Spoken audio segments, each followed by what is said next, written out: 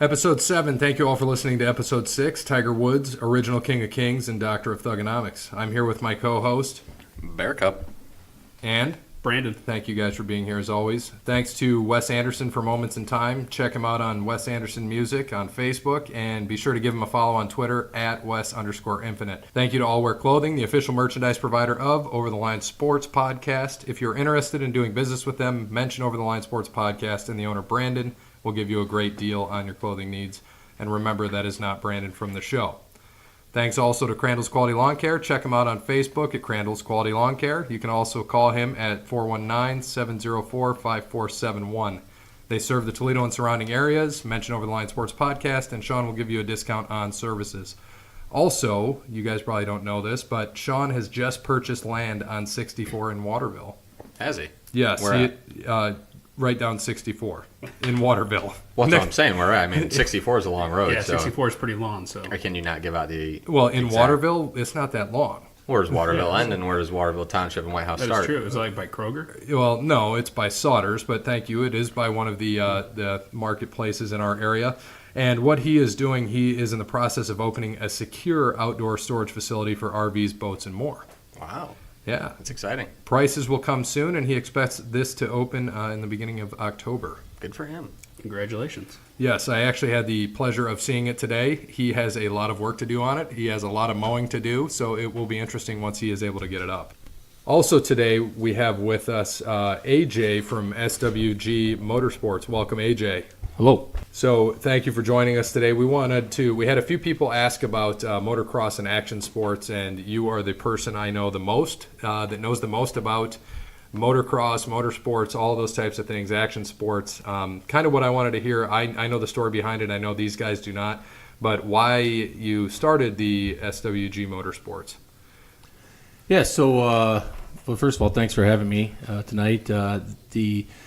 The reason behind SWG Motorsports was pretty simple. My grandfather started our family in racing, and it was a great family time spent together and enjoying racing. So for me, just put together two packages of my family and my passion of racing. And we just are creating an environment that allows other families to enjoy quality time spent together racing and having fun.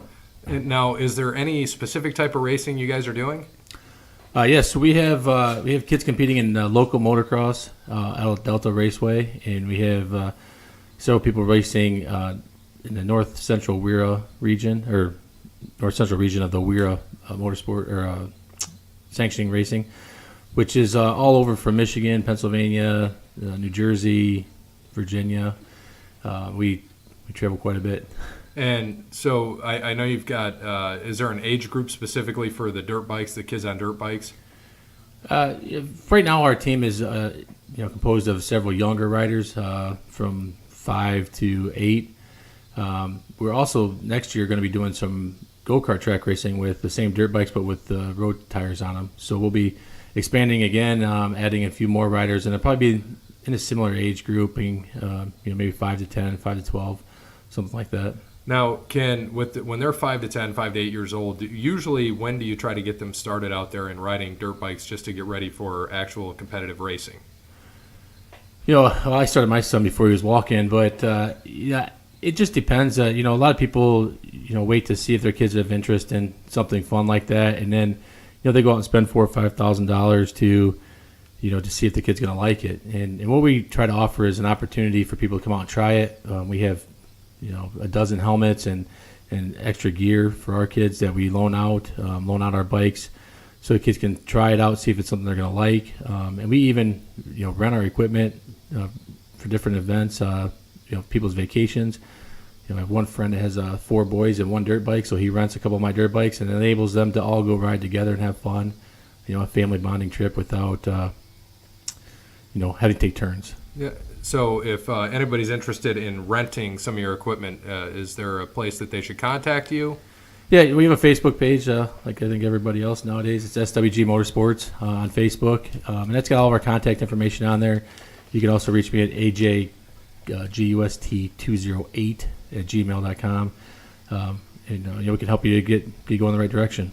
Good. There's no underscores or anything in there? Oh, no. Oh, no. Just AJ GUST208@gmail.com, and SWG Motorsports on Facebook.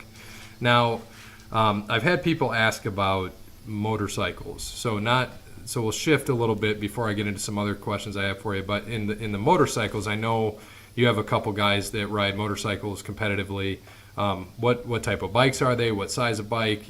How fast they go? Anything? Because this is new to all of us. This is something we don't know. Yeah, so I have a young guy racing one of my bikes. It's a Suzuki SV650, and that bike, comes from the showroom floor in what we call naked condition. There's really no body work on it. You can see the motor, everything's exposed. And so for competitive racing, we need body work on it to keep any fluids that may leak out contained. So we put like a Gixxer body work on that, and then we can he can compete on the road course races. And I also have a Honda 600 CBR 600 RR, which is another production made bike. You could buy at Honda East or Championship Power Sports that we race all over the country. Both bikes, they're completely different. One's a V twin, the other one's an inline 4-cylinder. They make, the Honda makes twice the horsepower that the Suzuki does, but on the track they run about the same lap times. The Suzuki can handle a lot higher corner speed. Obviously, the CBR does a lot better in the straightaway. So I think, one of my riders, Matt, I think he's reaching about 165, 170, depending on the racetrack on the straightaway. And then the more exciting part with the road course racing is the corners. Everyone likes to think the top speed is exciting, but the G-forces that we experience and the corner speed, it's like riding a roller coaster. You just never get back in line. You just continuously ride, and that's what makes it the most fun. Now, did you yourself actually race for your team? Yeah, so I've been racing about 8 years now. This last year I've taken a little bit of a break and moved more of it to a general manager, crew chief role. Next year I plan on doing a little bit more racing and getting back in the swing of things, and ultimately, eventually, my goal is to someday, race with my son, at the same weekend, same track. So obviously he's 4, so I got a few days to wait for that, but we're working on it. In fact, when we do the go-kart track racing, it's a full family event. You can have kids starting at 5 years old, and full adults racing on CRF 100 dirt bikes with street tires. So I'm really looking forward to that next year. I think it's gonna be a lot of fun. Now, AJ, I have a question for you. So you let pretty much anyone who wants to come in and do that. Now, would you train them if they wanted to ride, if they were a beginner, never gotten on a bike, never seen a dirt bike before, or were you looking for a little bit more experience? I know with the younger kids, obviously, you probably have to train them up a little bit, but if someone 14 had some sort of interest in dirt bikes and wanted to do that, do you train them up? Yeah, so we do offer that as a service. Full training from someone that's never rode a bike all the way to someone that has some experience that wants to go to the next level. And there's several organizations that we partner with for that purpose. We're actually in conversation right now with some people that own a facility that is going to enable us to possibly do some introductory training to where we have people out maybe next year for a few hours that have never gotten on the bike, kids, families, where they can come out and do that for essentially free, and then we'll have also some instructional time after that for kids that are racing that need some help with their skill sets, and then ultimately that night would also include some racing. So it's we're really trying to show everybody the opportunities, and if you like motorsports, there's so many local tracks that have things going on that you can get out and be part of and see. And every place I race at, everyone's super friendly. Come up and talk to them. Just last weekend, I was pit crewing for a friend of mine in Pittsburgh at the Moto America race, pro race there, and every pro level rider is approachable. Everybody just wants to grow the sport, and they know how much family time can be gained from that. And we're more about creating an experience than just spend a bunch of money for a travel team. And I love stick and ball sports. I've been a sports athlete my whole life, but when you can go spend a weekend with your family and it's all family time doing something together and building an opportunity for something together, it's pretty special. And just to speak of stick and ball sports, yes, AJ is an athlete. I have played sports with him since I was a tyke, and I will tell you right now, don't play him in basketball because he will make sure you don't win. So I appreciate that. I think I played volleyball with AJ once a few years ago, and I think we were on opposite teams, and I think I got spiked on a few times. So yeah, I can attest for that. Probably not as much as you, but yeah, I've gotten beat up a couple times in volleyball, I recall. Oh, I've played with him a lot, and then I soon realized in backyard basketball that fouls do not matter. So he's like, oh, yeah, we'll play to 21. You'll get to 20. You'll never see 21. And I'm like, what does he mean? And then I remember I got close one time, and I finally found out why I will never see 21. He showed me why. Did you have a shiner after that? No, I did not. Just curious. I just was never getting close to the basket. I couldn't even get a 3. There was nothing was happening. It was impossible. So one of the things that I found interesting that I have seen, because you mentioned the family dynamic, the family dynamic, and I know how important family is to you. You're very much a family-oriented person.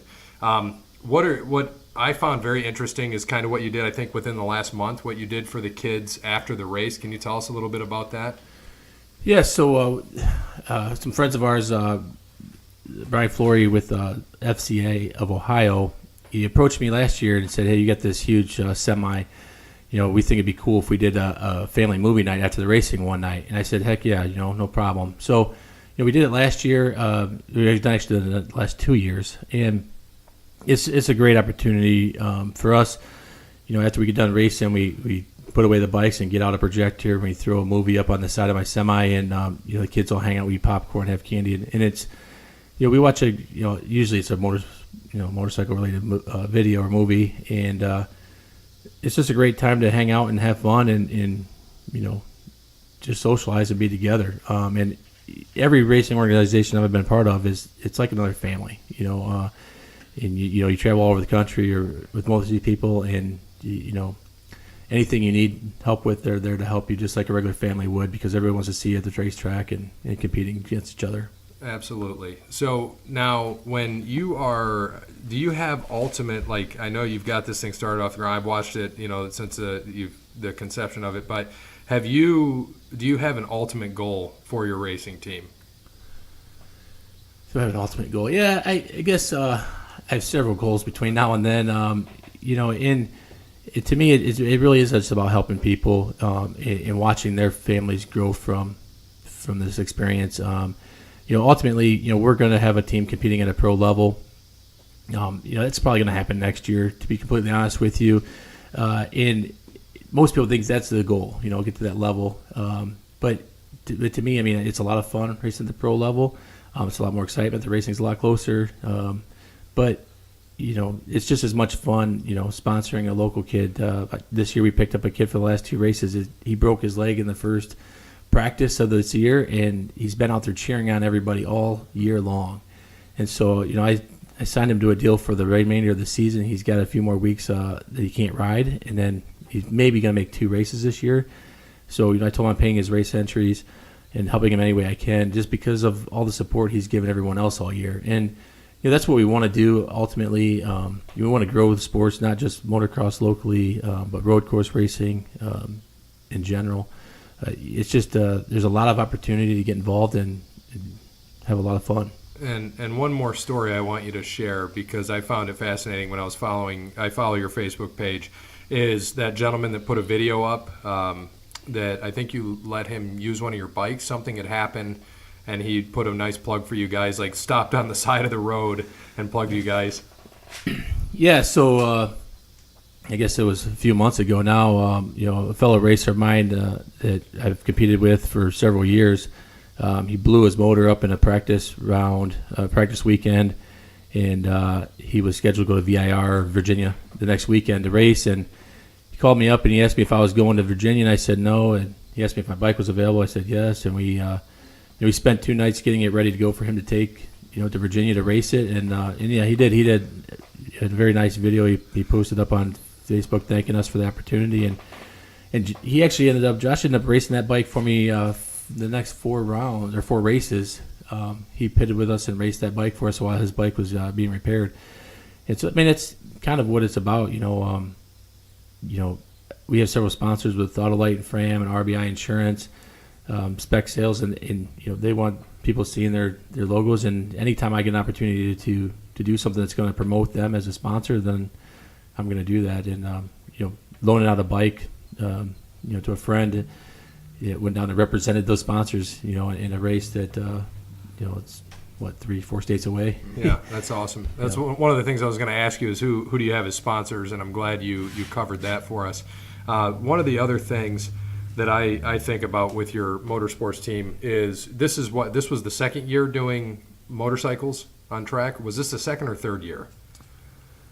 No, it's for your actual team. The team is actually it's actually year 6 for the team. Oh, really? Okay. And every year it's grown, and so it started out with me, then my friend. I added riders, close friend of mine, and then I added my nephew on the motocross side, and I added my teammate's son, and then this year, we added Curtis, and then Josh a little bit, and then I signed Trey, and so this year probably has grown more than in years past.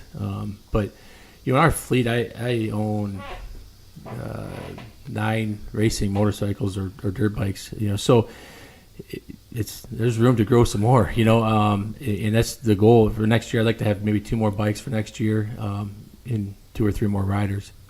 Now, have you won any championships, your team? Yeah, so the team has won 2 championships last year. Matt won C Superbike Stock, I believe, or Superbike Championship, and then my nephew won the Big Bike 4-stroke kids class out of Delta last year. Awesome. And this year we're looking at 2 more championships, maybe 3. Right now Curtis is leading the championship in points with Weira, but he hurt his back a few rounds ago in Pittsburgh, and he won't be competing anymore this year. So we may get lucky, but we'll see. Now, I don't know how they do it, if it's like NASCAR or anything else, because like I said, this is new to us. So that Curtis is hurt, can somebody else ride his bike and gain points for him? No. So it's the points are for the rider, not for the bike. We've had the bike entered with other people riding it, but the points follow the rider. Okay. And to I know, thank you for all the information about SWG Motorsports. Like I said, it's been interesting for me to see it, come along and everything happen along the way. And I've been out and been able to see, I've not been able to see any of the motorcycles, but I've seen the motocross side of it. And it's just fun to watch with all the kids out there and watch them learn, watching the moms watch the kids crash. And I'm thinking they're going to freak out. And sometimes they do, just depending on how the crash goes. But it's pretty neat to see it. Like you said, it's a family atmosphere, and that's pretty cool to be a part of. We had a few people, specifically one, Jake, I will throw your name out there, ask a little bit more about action sports, motocross, supercross, those things. Can you tell us a little bit about the difference between what motocross is versus supercross? Yeah, the difference between motocross and supercross is pretty simple. Supercross is raced in a stadium. It used to be in a dome. Now this last few years they've opened it up to some outdoor stadiums, but it's in a stadium setting. Motocross is more natural terrain. It's usually you can't watch more than 5 to 10% of the track from any one viewing point, whereas supercross you can see the whole thing from just about any seat in the house. Supercross requires a lot more. I think a lot more skill set from the standpoint you have to time all the jumps and things where you can't just go as fast as you can go. It takes a little bit more technique, and the track's continuously changing, but they're continuously fixing the track throughout the night. Where motocross, once they start in the morning, it is what it is. So they get some very nasty 3-4 foot deep ruts that they have to navigate through across. You see bikes getting stuck and riders crashing because the bike is hitting the ground. So it's a bit different, racing style, but most of the same guys do both. You have a few people like Chad Reeds for one that is going to strictly supercross. He did race just a national here recently outdoors, but most of the time he's just racing supercross. They find a style that fits them better and they stay with it. But yeah, it's pretty extreme either way you look at it. So when it comes to supercross and motocross, who would you say is the best rider of all time? Oh gosh, the best rider of all time? I don't think I could. Give me a top 3. In my lifetime, I've watched a lot of great riders. I think probably Ricky Carmichael's probably the best in that time period. I watched him up in Detroit in the old Silver Dome. I don't know if you guys ever know what that is, but yeah, we do. He crashed so violently, his head bounced off the ground and his visor ripped off, and he got up disoriented. got back on the bike and passed everybody and won the race, and it was Jesus. it was something special. But there's a lot of great riders. Ken Roxon is one that is, watching him race a motorcycle or dirt bike is phenomenal. He really puts it out, lays it all out there. And of course, Eli Tomac has been doing great here the last couple of years. He doesn't push as hard, but he's very consistent. Ryan Dungey was awesome to watch, very consistent, put a lot of heart into it. So, I don't know, other than Ricky Carmichael. No, I did. There's one person I didn't hear you mention who Brandon, all he did was talk about today was Jeremy McGrath. Yeah, Jeremy McGrath was awesome. He won a lot of races. He just didn't have the style that the rest of the guys have. He kind of came through at the right time. I think, watching Jeremy McGrath was awesome. Of course, he rode for Honda, which I'm a little bit fond of. He did a great job, but when it came to battling with like Ricky Carmichael, he kind of retired. So who could have, knows what it could have been if it would have been on longer. But And that's what I was going to ask you too, AJ, with Jeremy McGrath. I think he had a video game out at some point. He always seemed like he was the guy, everyone's heard of Ricky Carmichael, but it seems like Jeremy McGrath was always the guy everyone went to. So it kind of reminds me, if you had to compare him to a NASCAR guy like Dale Earnhardt Jr., he didn't win a lot, but he was most popular. Would that be the case or not really? Yeah, I guess, McGrath had a lot of fans, for sure. He did win a lot of races, though, too. Did he? So, Okay. So he would be like Earnhardt. yeah, it just, he kind of... Senior, yeah, let's be clear, senior. Maybe, I guess you could compare it if you wanted the NASCAR ways, but Jeremy's deal was, like I said, he was at the right time. He was in a time period where the bikes transition. That's the part that most people don't understand when you watch motorsports, and whether it's NASCAR or IndyCar, it doesn't matter. There's a lot of things going on that most people don't understand. And with dirt bikes, it was that transition to the suspension. So Jeremy McGrath was the first one to really go fast on the new suspension, and then it transferred to the four strokes, and a lot of guys struggled. They couldn't handle the four stroke. It's a different power band. Things are different. And so now you start to see guys like Ryan Dungey, guys that figured out that power band and did really well on it. And now, two strokes are making a little bit of a comeback, they say, so we'll see. But you really have to, look at the period of time. Right now, if Jim McGrath got on a bike and Ricky Carmichael, they've both been retired for years. Ricky Carmichael's going to hand it to him pretty good. Good. I like to hear that. Now, what about? I know one that people talk about a lot is Bubba Stewart. Is it primarily because of race and he brought that into motocross, or he did have talent? I know that, but what would you say brought him there? What made him so popular? Yeah, so Bubba Stewart was fast. That's the thing, is in the same way Ricky Carmichael was. They both had the same style where they kind of hung off the bike, and the bike was bouncing violently underneath them, and they just kept it pinned and kept going through things. And so he was exciting to watch. The difference between Ricky Carmichael and Bubba Stewart was probably that Ricky Carmichael didn't crash very much, where Bubba Stewart always seemed to crash. In times when he didn't need to, he'd be way leading a race by a whole half a lap, and he would crash. Oh, wow. It just comes down to that riding style. But with Bubba Stewart, I think it just was a maturity thing. I don't think he was mature enough to be as popular as he was, as successful as he was. He just didn't handle that portion well. His brother's doing a lot better now as he's matured. I think Bubba Stewart would be way better right now, more matured. So kind of like Tiger Woods, I like to compare it to Tiger Woods to golf. Tiger Woods obviously brought, the African-American population more into golf and wanting to watch golf, become part of golf, and, he was so good. Mm-hmm. And Bubba Stewart was kind of that name too. Do you kind of think he did the same thing for motocross? I don't know that it might have. He never really, and it was never really a racial thing with Bubba Stewart. Whereas I know, like with Tiger, the media made a big deal of that, and I guess some did with Bubba Stewart, but he never really did. He just came out because he loves racing motorcycles, and that's what you really see. You see the guys that do really well. They just have the passion for it. And Bubba Stewart had the passion for it. He just, he got caught up in a lot of the nonsense and what fame brings, and unfortunately, the motorsports community is a lot tighter than some of these other ones, and you just can't afford to do that. Yeah, we see a lot of, with the racial divide, of course, we see in this country at times still, and kind of how they play up a big deal for certain people playing certain sports. So I think of like Bubba Stewart with motocross, Tiger Woods with golf, PK Subban with hockey. You see it all the time. And it's just good for me. I like to hear about it, stuff I don't know. If I'm learning every day, that's a win for me. So quickly, give us a little insight of what you think, just overall, because we've talked about Travis Pastrana in the past. What do you think of him? Well, I think right now everyone should get tickets to go up to Redbud and watch him here in a few weeks. He's going to be racing up there for the the Nationals. It's going to be fun to watch. I always was a big fan of Travis Pastrana's. He's another guy that's really super fast, super talented on the bike.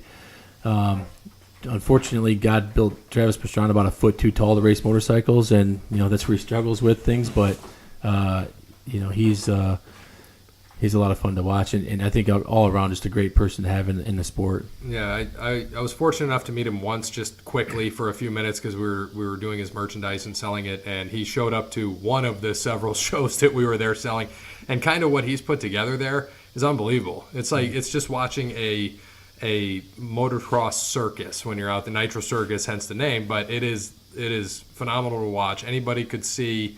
If you're a fan of that or not, it's a spectacle. Watching these guys do double backflips like it's nothing. I remember he was, I think, the first guy to land a double backflip in competition, and that was a big deal then. I know I think I was a kid when the first backflip was done, and you were telling me how big of a deal that was on a bike, and now it's just normal. Yeah, it's weird too, because for me and myself growing up, watching those guys exert the effort and energy to learn how to do those tricks, I felt was silly because I was always into racing. But at the end of the day, it takes a lot of talent to do that. And I think what Travis has built with the Nitro Circus and his traveling show is it's okay to do things differently or be a rebel. When you do things the right way. He's another one that's a huge family guy. He takes care of his people. He creates environments for them to do things safely in a very dangerous sport. And so, for that, I have a ton of respect for him. I think that it'd be interesting to see how he does in this race. I'd love to see him do well. I'd almost like to see him come back. I don't think it's going to happen, but yeah, he's a great guy for the sport. So quick, I have two more questions besides this one. Quickly, the whole spectacle of Evil Live there was no doubt he was making those jumps and landing every one of them, correct? Yeah, for sure. The bike, they made it look the same, but it was completely different. Internally, they have a lot more technology in that bike than Evil had. And, at the end of the day, unfortunately, as a society, we want to see people crash, so it's worth our attention to see. But, Travis is way too talented of a guy to have a mishap. So, I don't foresee him ever having an issue with something that he's going to do, especially on that big of a stage. Perfect. All right, so two different questions, kind of off the topic of motocross, but since we've talked a little bit about NASCAR, I know you don't watch it as much as you probably used to, but today, who would you consider the top NASCAR driver current? Currently, I think Kyle Busch is. There's a few of them that they can really drive anything, but I've watched about 5 or 6 races this year, parts of 5 or 6 races, and seeing all of those races, he was pretty dominant. And I think there was 3 or 4 guys that won all the races this year. Yeah, him, Harvick, and Truex. Yeah, so when you look at those, and all 3 of those guys are great drivers. I've just seen Kyle win or do better with less machinery than others ever. He did that last week at Bristol. I don't know if you caught the end of that. I did. He had no car. They had to hold the fender so he could put gas in it. Yeah, that's what I'm getting at. He's talented. All right, and then lastly, I know you're a Michigan State guy. You kind of press that in the family. So, Michigan State, how do they do in football this year? That's a great question. I haven't even been looking at it, paying attention, but they're 10-2. I think that's what I'm predicting now. Hey, Michigan State's always a crapshoot. That's why I love being a fan of them. They lose games they should win, and they win games they should lose. And so they go out and play every down, and I think that's what life's about. And for me personally, I'd rather root for a team that doesn't have a chance, on paper to win and go out and beat somebody. That's pretty exciting to me. So if you had to make a guess, who's winning the national championship this year? If I had to guess right now, I'd say it's going to be Ohio State so they can cover up the whole Urban Meyer thing, but that's just my biased opinion. Well, we appreciate it. I never thought you'd say Ohio State, so I appreciate that. Again, thanks for being with us and telling us about SWG Motorsports and your sponsors, RBI Insurance, Fram, Auto Light. Who are some of the others? Spec Sales in Bowling Green, OGO gear bags, GoPro, Leatt neck braces. I think that's it. Yeah, well, that's quite a few sponsors, so it's pretty cool to see what you've built there. And again, thank you for joining us. We appreciate it. And one more time, AJ, just for everybody, I'll end up getting this on the Facebook and Twitter page, but just your Facebook for SWG, and then your email. Yeah, it's SWG Motorsports on Facebook, and my email is ajgust208@gmail.com. Excellent. Thank you, AJ. Thanks for joining us. Now that we were able to talk about motocross and some other things with AJ at SWG Motorsports, again, thank you for joining us. We are going to get into our normal weekly routine and talk about golf. Bear, what do you got for us? So last week with the Northern Trust Open, Bryson DeChambeau, 18 under was the winner. Got 2,000 FedEx Cup points. Ended up shooting 63 on Saturday. Didn't really look back from there. Ended up, I think, winning by 4 over Tony Finau on Sunday. Pretty much just, put the pedal to the metal. I think that Finau was within 2 at like 14 or 15, but DeChambeau never really looked back. Ended up winning by 4. Some big names were up there. Justin Thomas, Brooks Koepka, both at 11 under. DJ was at 10 under. You mean Kopeka? Oh, yeah, sorry, Kopeka. I should have let Brandon say that. Actually, we wrote that up on the board, Brooks Kopeka, just so Brandon And Brandon knows how to asked, pronounce what it. does KO mean? Somebody get knocked out? Did he miss the cut? I don't know. I wasn't watching this weekend. Sorry. Spieth, my pick, ended up finishing tied for 25th after an absolutely disappointing Sunday. Shot a 64 on Saturday to put him. I think he was 5 behind the leaders, in really good shape, and ended up shooting 73 on Sunday and just ruined everything. He should have been top 10. Tiger ended up with a blah week, made the cut on the number. He just couldn't putt this week. He had 16 missed putts within 20 feet. Wow. He's been on and off with his putter lately. It's really disappointing, but his driver game's back on. So this week, we were just talking about how it was off and everything else was on. Exactly. I feel like that's only he worked on all week, and I know he's had putter trouble. So now this week, I'm sure he'll be putting great and then can't drive the ball again. So. Right. Now, quickly, just to talk about DraftKings. So just to give you an idea, Brandon, because you don't do it, I had 423 in one lineup in my just pick 'em lineup that I thought these guys might do well, and I had 428 in my statistical lineup. And what does that mean? So I had 428 points. I won some money in the 428 points, but I didn't win money with 423. And DeChambeau was in my 423 lineup, but since Xander did not make the cut, I only had 5 guys playing on a weekend. I hurt you. In my statistical lineup, though, everybody made it. My statistical lineup was 271. I had 3 missed cut. It was bad. Not a really good week. McGirt, Chappell, and Schwartzel all missed the cut. I had Kuchar, Spieth, and Day all make the cut, so my low end guys were not very good. Of course, the one I didn't do any research on, I put up 404. Only had Duffner miss the cut, which is a little bit unfortunate. He missed it by a stroke. If I would have had him come through, I would have made some money because I just barely missed the money line on that. And that's what happened with me with Xander. Xander missed the cut by 1. And, I probably would have been in some more money with everything else, and then my pick'em lineup would have done better than my statistical lineup. Yeah, so like you said, though, I mean, you can't win every week. You're going to have Right. your hot streaks. You're going to have your cold streaks. After, of course, I talk so much about having a hot streak. Now guess who's on a cold streak? Yeah, it would be me. Well, I was happy you taught me to study because my statistical lineup made me some money. So we still made some money, Jason, if you listened to Gary's picks last week. I think I talked to Jason a little bit earlier this week, and I think he had 5 or 6 go through. He didn't make money, but he missed the cut by not missed the cut. He missed the money line by he was the 2nd or 3rd off the money line. So DraftKings gave him a free entry to this week. Oh, really? Awesome. So it's like he's playing for free again. Yeah. So he's not too mad. And this week, since it's Labor Day weekend, the Dell Technology starts Friday, which means he's going to be able to use our picks this week again. So awesome. We give him another chance to make some more money. Just to update the FedEx Cup standings 1 through 5. DeChambeau is your new leader. DJ dropped to 2nd. Justin Thomas is 3rd. Tony Finau 4th. Brooks Koepka, or Brandon as you would say, Kopeka. is 5th right now. Phil went up a spot to 10th. Tiger dropped 5 spots after not so great to 25th. Okay. This week, Dell Technologies Open. The top 100 are here at TPC Boston. A little bit behind the course.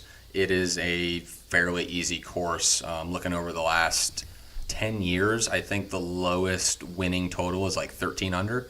Wow. So there's going to be a lot of birdies this weekend. It's only a 7,200 yard course. It's not that long as a pro. Yeah, I was about to You say, know, you're saying all this stuff where we would shoot 10, 12, 15, 20 over. Yeah, it's a par 71, so it gives them an extra stroke to work with. Justin Thomas won this tournament last year. A couple guys have won it twice. Rory's won it twice. Vijay Singh's won it twice, who won't be in the field, so it really doesn't matter. Ricky won in 2015, but he is not playing again this week. Oh, really? So, yep, the oblique's keeping him out. Rory didn't play last week in the Northern Trust, but he will play this week. Tiger Woods here, 5 of the last 9 starts since 2006, he's been in the top 10. So take it as you will. I would not be surprised if he is, up there again, as we just talked about, his erratic putting with great driving and iron play. His iron play has been solid for the last 6 weeks. I think that, the putting he'll work on this week. Hopefully he finds something and he gets there. Like I said, he's only 1 or 2 missed shots away. Like I said, 16 missed putts under 20 feet. If he makes 10 of those over the weekend, he's right in that tournament. He's not winning it, but he's top 10. So we'll see what he can put together this week. Billy Horschel finished 3rd, made the biggest jump in the FedEx Cup from 41 to 14. So with this week being a Friday through Monday tournament, being Labor Day weekend, I think it should be a good tournament. It'll be nice because this will probably be the last tournament that I can watch with football now starting. So we'll be able to watch, a little bit of Sunday and then obviously Monday since nothing else will be on exciting. So I'll watch the end of golf. But there will be a cut this week again. And then the top 70 in the FedEx Cup standings will advance next week. So what will be the cut this week? How many will get cut this week then, if there's 100? So it'll be the same. It'll be 80, which normally the cut line. So there'll be 20 people cut. Like I said, Ricky isn't playing, so there'll be 99 guys. They don't fill spots.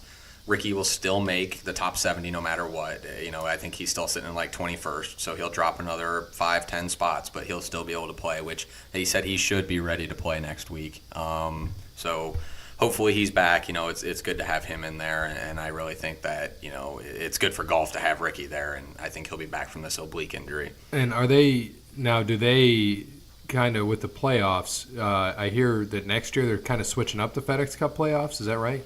I don't know, to be honest with Okay. you. I didn't look into it. That'll be a job for Stat Guy. I think that if he's still alive, or I don't know where he's been. I thought I heard he was hanging out with Brandon this weekend. Don't know why, but, maybe he felt sorry for him or something. I didn't see him at all. Maybe he was behind me. Why would Stat Guy be behind you? Yeah, what were Because he you likes doing to with hide that a guy? lot. Like, is he playing hide the sausage? I don't know. But, well, it is what it is, buddy. Anyway, with golf, so Bear or Brandon, what are you thinking? Do you have some kind of sneaky picks this week? I know you're big on the sneaky pick. You got any guys up there, not necessarily your pick for this week, that you think might do well? I don't really have anybody that I think is going to. I don't have any sneaky picks this week. I'm just going to give you my pick right now. Okay. It's back with Tiger.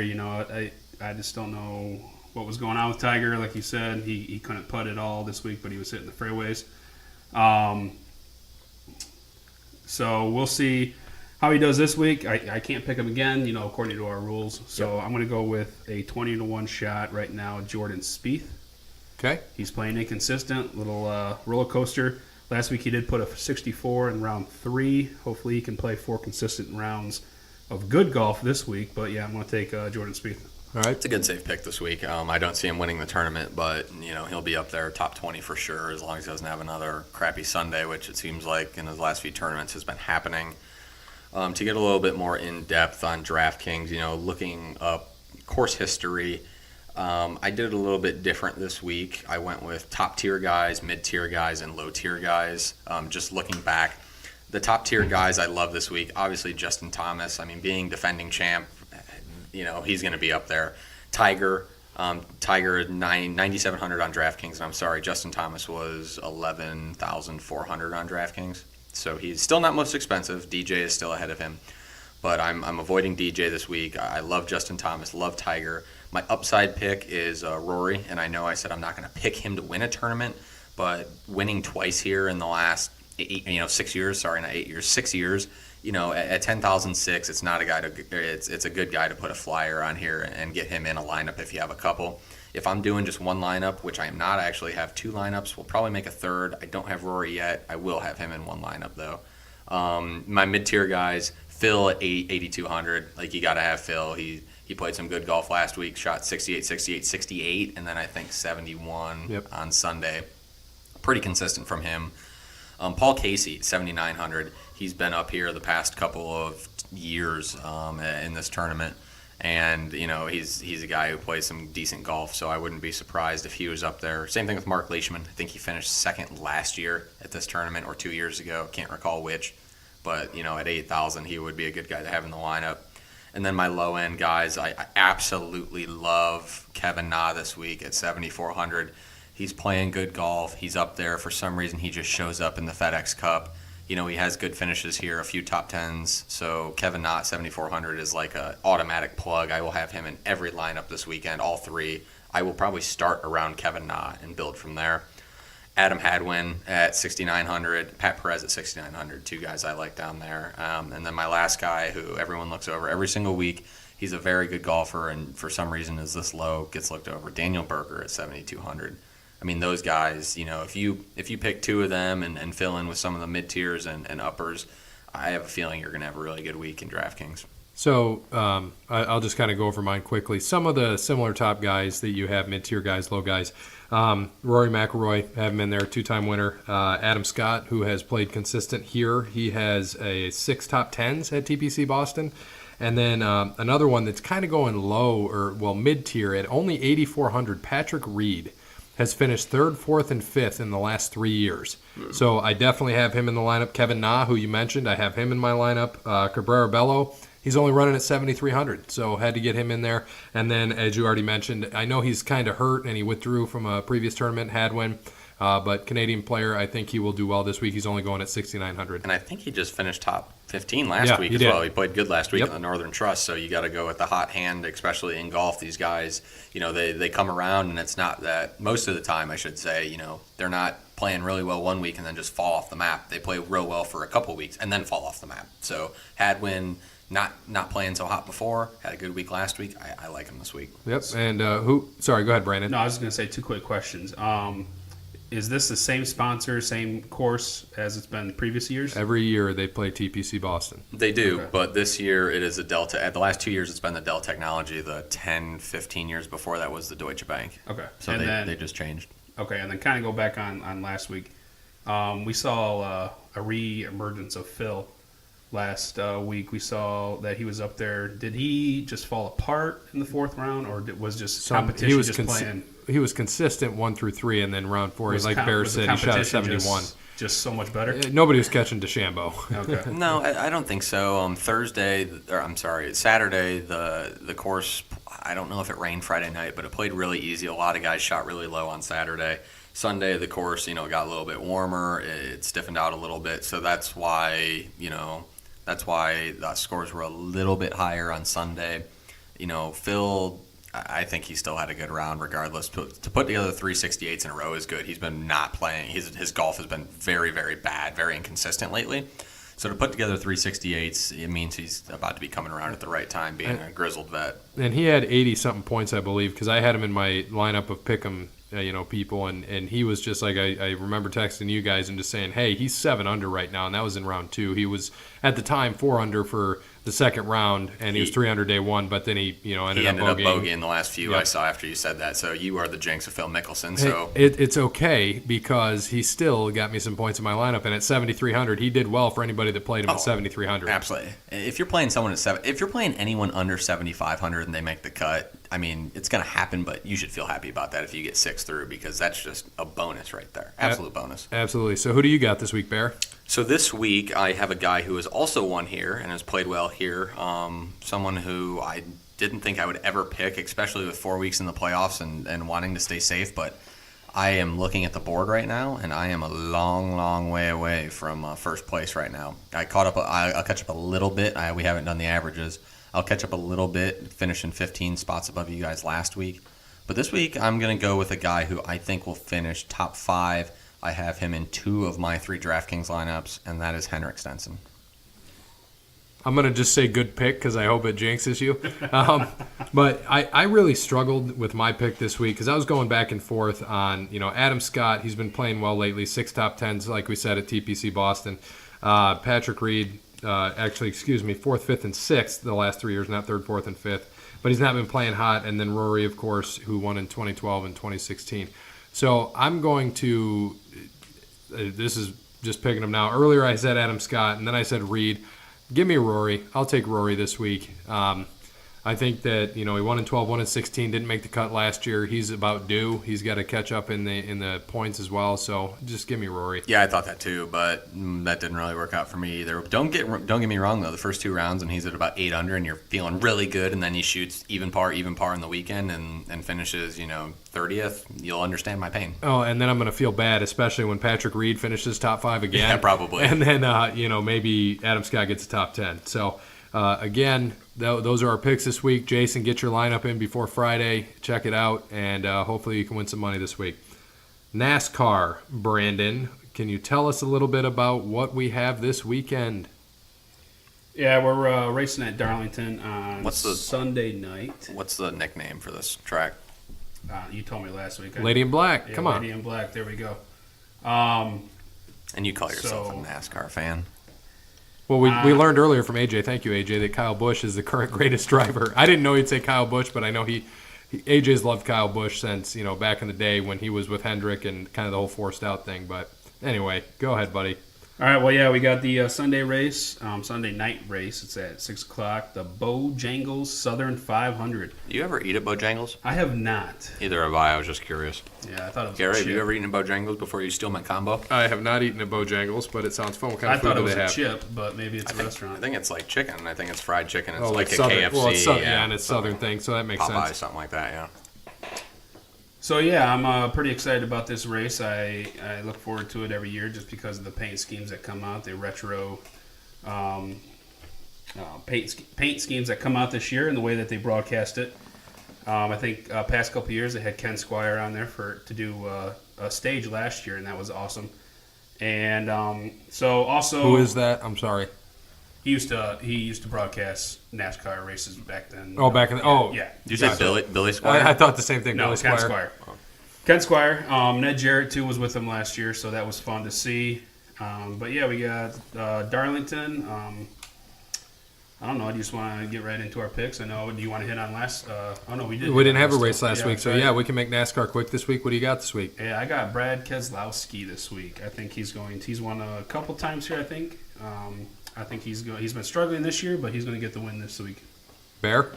Before I go into, since I actually did my research this week, unlike some other people at the table, Jimmy Johnson has 3 wins since 2004 here, which is more than any other driver. I thought about picking him, but I just Chevy hasn't done anything this year. Yeah, that would just be a was bad tough. pick. I would not be surprised if you and I have the same pick. Also, before you go on, I forgot to say, William Byron is going to be rocking the rainbow car this week. I'm looking forward to that.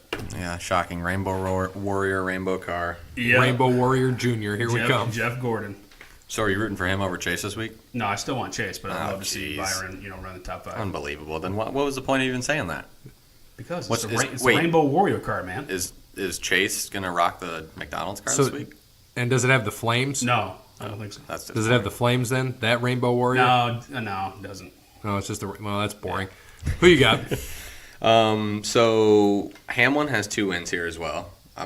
He's not my pick, but I'm going to go ahead with the rest of my research since I wasted my time to do it, it sounds like. Last year, he swept Xfinity and NASCAR, so Hamlin is officially the big dog right now, guy to beat. And he did win in 2010 as well. Now, I had a question for Brandon. What would they call this track, lengthwise? Mile and a half? Yeah, I think it's a mile and a half. Well, the track's only 1.36 miles, so it doesn't make any sense. So can you explain why they would call it a mile and a half if the track's only 1.36 miles? I don't think it's just easier to say. I don't think they're going to be like, hey, it's 1.63 Just round miles. up three rounds up to 5. So there you go. It's usually they call it a mile track or a mile and a half track. It's stupid. And it's 501 laps. So do you think anything's going to happen on that last lap? Oh, absolutely. What? I want a prediction. What? I don't know. I mean, it's going to be fun. That's all I know. It's going to be a fun race. I was just trying to get you involved here. I am involved. Oh, okay. Well, because you weren't in our first segment. Thank you so graciously for sharing your mic. Sorry. We tried to get you in on that. You were too busy killing the bugs that make their way into the garage. I was. Bear, did you give us a pick? Okay, so I finally get to my pick after pushing it off here for a little bit just to make you happy. Because you were still thinking, weren't you? I hope no. I have it written. I've had it written down since Monday. I am going to pick Kevin Harvick. I think Harvick is a good pick this week. He won in 2014. He hasn't won in a couple races, so it's going to be a Harvick week. Yeah, I thought we were doing NASCAR last week. I forgot that they were taking the week off, or I forgot that we weren't going to cover it. So I picked Brad Keselowski and I stuck with it. So I thought about Kevin Harvick. I thought about Denny Hamlin, and I also saw, like I said before, Jimmy Johnson win those 3 back then. But he's not having a good year at all. So, but yeah, I'm going to stick with Brad Keselowski. All right. Well, Gray? You kind of hit on my pick. So I'm going for my 3rd pole in a row, but hopefully they, finish first and not get in the pole. I know that was just bad. I'm going for the 3rd fastest car to start first in the race. So this guy has the last 3 races, he's finished 1st, 3rd, and 4th. You already mentioned his name, Denny Hamlin. Give me Denny again. Sounds like Hamlin's probably going to wreck this week now after all that good juju. So Yeah, well, I hope not. I'm sure he will. It's okay. And, of course, like you said, look out for the big 3, Kyle Busch, Kevin Harvick, Martin Truex. I mean, they're just running hot. And is this the last race, or do we have one more after this before the playoffs? I think no. I think Should be one more. Yeah, I think we have one more. Michigan. Oh yeah, no, we have Brooklyn. Brickyard. Oh, yeah, we have Indy, or not the Indy 500. Brickyard's next week. For Brickyard some reason, 400. it's running in, Why? yeah, I don't know. Why is it running in September? I Isn't have that no a idea. July race? Yeah, it's usually July 24th, around there. For some reason, they pushed it back. But yeah, it's the last race before the playoffs. I think the first race of the playoffs is Martinsville. Yeah, it usually is. And that'll be good. So next week will be the last week we can pick anyone over and over again, and then we get to do like the golf thing here and go ahead and, we'll see. We'll see once Gary picked Kyle Busch the first week and can't use him again. So we're going to find out. It's going to be good strategy. I won't pick him in week 1. I got to pick him for the last week because he's winning that title. Anyway, so No. yeah, title number 2.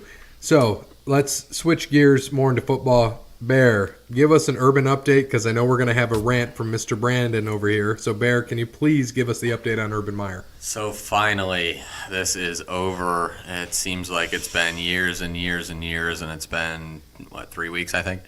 Urban is going to get a 3-game suspension. He is suspended totally the first week, this week, upcoming. And the next 2 weeks after that, he is suspended from coaching the team, but he can do practices, he can game plan, he just can't be there Saturday. Now, I didn't look, and I do have a serious question. Can he be in the booth, or is he? I know he's not allowed on the field, but he can't be in the booth at all. He cannot be in the stadium at all, from what I. So just Saturday, he can't be in the stadium. Yes. Okay. And then the other 2 weeks, he can be in the booth? No, that's no. That's what I'm asking.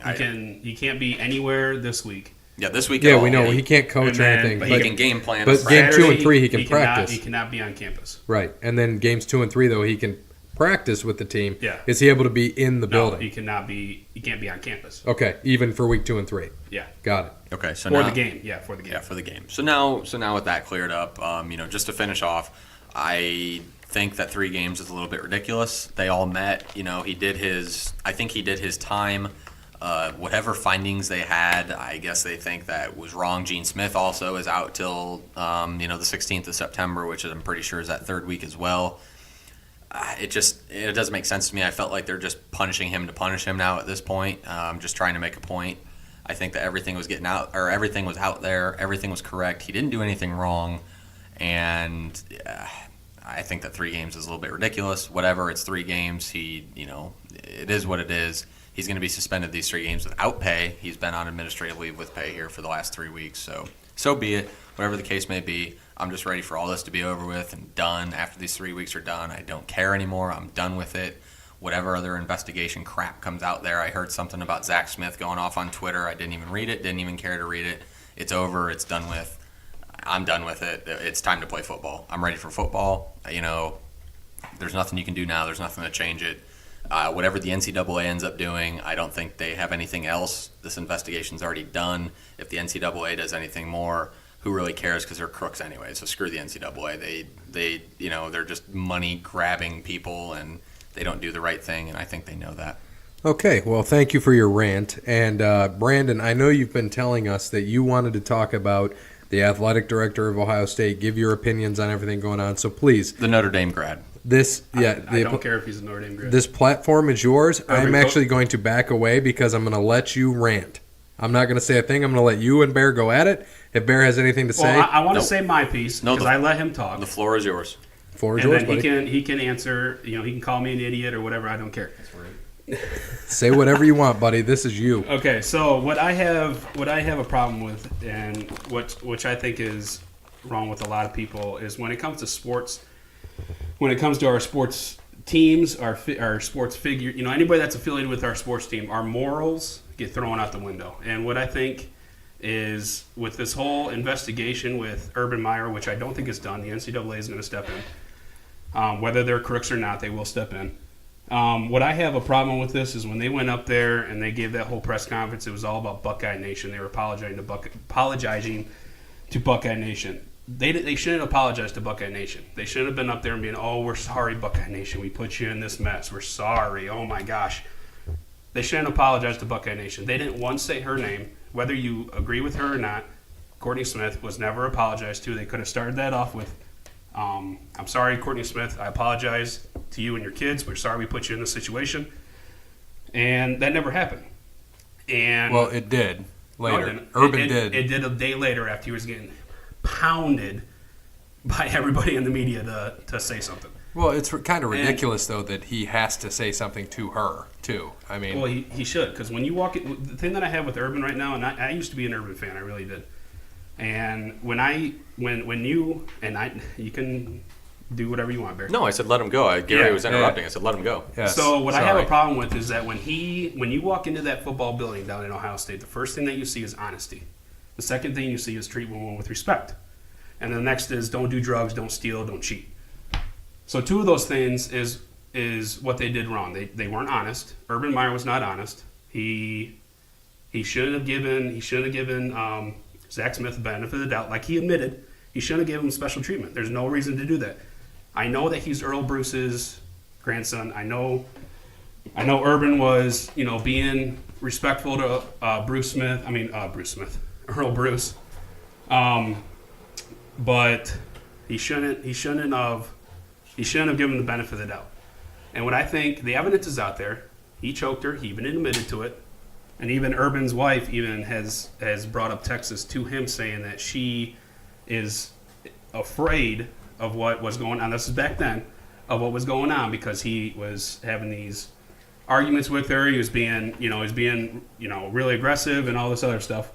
And what I have a problem with is, like I said, if he would have just came out and admitted to it, Urban Meyer, then this whole situation wouldn't have, blown out like it did.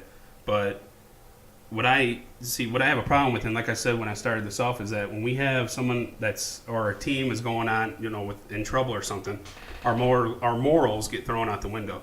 And I can even admit it, because when Notre Dame was going through that whole cheating scandal back in 2012 and 2013, when they had somebody doing their homework for them, I said, oh my gosh, who hasn't asked somebody, or who hasn't leaned over during a test and be like, oh, hey, what's that answer? Oh, answer C? Okay, I'll go with answer C.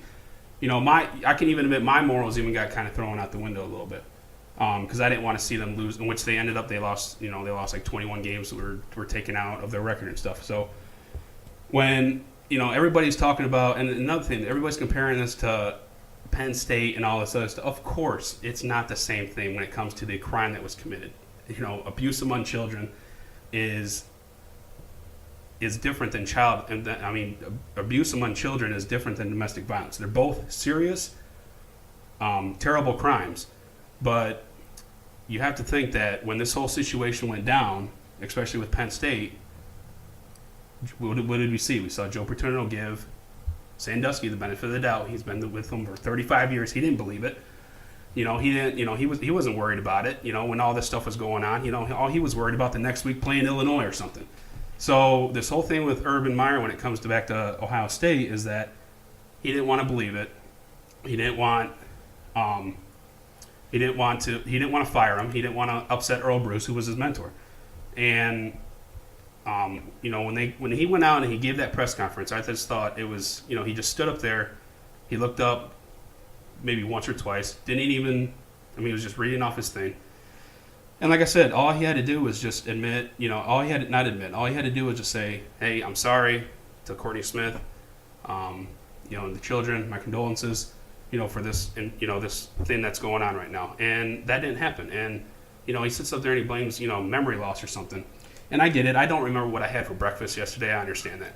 But, if I'm brought up something that's huge like that, like I know somebody who's beating on their wife or something, I'm going to remember that. Okay? But he goes up there and he says, he's blaming memory loss, but he's going to go sit there and remember. I can remember on a Saturday when we're playing Purdue that when it's third down, they run a cover two. That was kind of hard to believe. And the whole thing with Courtney Smith, I know everybody's saying, oh, well, she's a liar. She just wants to get him in trouble. You know what I think happened? I think when this all went down back in 2009 or whatever when it first started, I think there was abuse. I think he, beat her around a little bit. She went around. She probably told somebody, and nobody believed her. Like, oh, it's Earl Bruce's grandson. You're in such a good situation right now. You're married to coach. You're making a lot of money. Yeah, everything's fine. You'll be okay. Don't worry about it. And then, it probably happened again, and then same thing happened again. Nobody probably believed her. So then I bet you, it happened again a third time or something, whatever. And she's like, you know what? Screw this. I'm going to screw this guy. I'm going to freaking try to get him any way that I can. So I just think, this investigation is not over. And I was mistaken. I thought when I first saw this, I forgot that Ohio State was doing this investigation. And when I finally realized that they were, because I said, yeah, maybe half the season he'll get suspended, maybe a year. He could get fired. That's the worst thing. But when I realized that Ohio State was doing this, they weren't going to fire him. They weren't going to fire him at all. They weren't going to take that pay cut, that pay loss, because they would have to write him a check right there for $34 million because they would have fired him with no cause. So then they would have to bring in another top guy coach and, pay him a bunch of money. So I knew right then and there they weren't going to fire him. So I just think this, this isn't going away. And when I give my Big Ten preview, I think it's going to show this year. But yeah, this investigation, it's not over. And Bear, I'll give you the floor. Like I said, you can call me an idiot. You can say whatever you want. But yeah, go ahead. Before you give Bear the floor, did you have anything more to say about Gene Smith?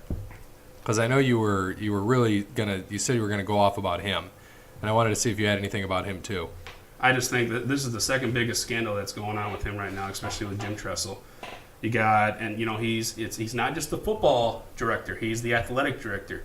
And you got stuff that I can't remember what happened. With Thad Matta, you had something go on with him. You got something going on with your wrestling program right now. You got something going on with your diving program.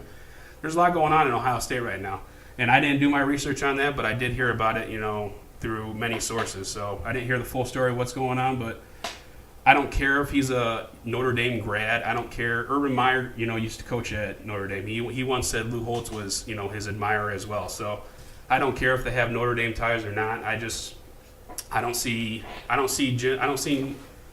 Gene Smith lasting any much longer. Maybe after this year, and I think honestly, Urban Meyer. I think this is his last year as well. I wouldn't be surprised, but now I'm looking forward to Bear. So Bear, go ahead.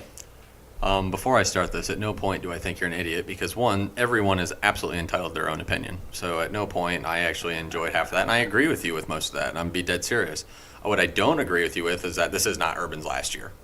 I do not agree at all that you think that he should be fired or anything. Now, I do agree with you that, yes, he should. I don't know. Let me. I'm sorry, I'll cut you off. I don't think that he should be fired. I think after this, from what I saw and everything that came out, I think at least 6 games, maybe the full year. But I don't think he deserved to get fired now. Well, you just said he's not going to be there next year. So what do you expect? I think he's going. I think the pressure on that this is put on him, and I think the whole health scare that he had. He only coached at Florida. He's never been at a program more than 4 years. He was with Florida for 6 years. This is his sixth year or seventh year right now. I think the pressure is going to mount on him, and I think he's going to be done it this year. I don't think so. I think he came home for a reason, to coach here for a long time, whether whatever happened here or not. I think whatever happened back in 2010, in my opinion, like you said, I don't have the facts. This is my opinion. Just like I just said, everyone's entitled to their own. I think Zach Smith did hit Courtney Smith. I think that is absolutely factual. I think what happened in 2015 was more of a, I don't want to say misunderstanding, but from all the evidence that's out there from the Columbus Police Department and everything else that she called the cops 66 times, most of which intoxicated. She is known to be intoxicated. She has DUIs. Her own mother came out and said that she tried to bury Urban with facts and texts that are there that she wanted to bury Urban. Now, whether or not because he didn't say anything in 2010 or not, I mean, at what point would he want it to do? Did he sweep it under the rug in 2010? It sounds like it.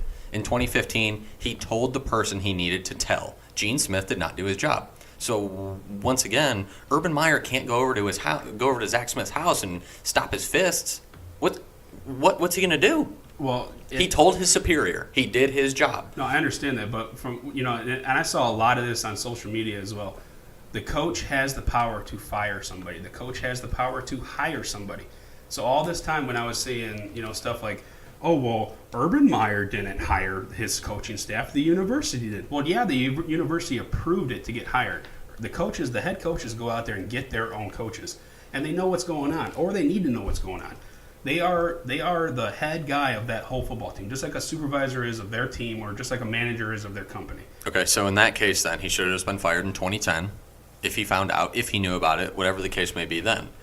But in 2015, there is no evidence that Zach Smith hit his wife then. In 2010, yes, there is. That is a fact. In 2015, there's not. No one really knows what happened. So, except them. And except for other things that come out, and she said, he said, all this other crap. I think that in 2015, Urban did his job. Maybe he should have cut ties with him in 2010. I totally agree with you. And like I said, there's a lot of that rant I do agree with you with. I don't, the whole press conference thing where he didn't apologize to her family, everything along those lines. Yeah, how he said it, he forgot and this and that, or he should have been more sentimental. I don't know, even with Urban Meyer won the national championship with Ohio State, that it was very sentimental. He's had the same demeanor he always has. So a lot of people have that same demeanor, and that's what they base everything off of, and that's how they talk. Whether they're excited, they're sad, they're mad, whatever the case is, a lot of people keep that same demeanor as they go. So whether or not that was ridiculous or not, I don't know. At the end of the day, it was 3 games. I think it's 3 games too many. I think he served his punishment after doing the correct thing. I think Gene Smith should be the one to go. I think he will be gone here very soon. There will be a new AD in town at some point, whether it's next year. I don't know when his contract's up or any of that stuff. I think Gene Smith will be gone here very soon. I totally agree with you there. And they need to move on from that. You're right.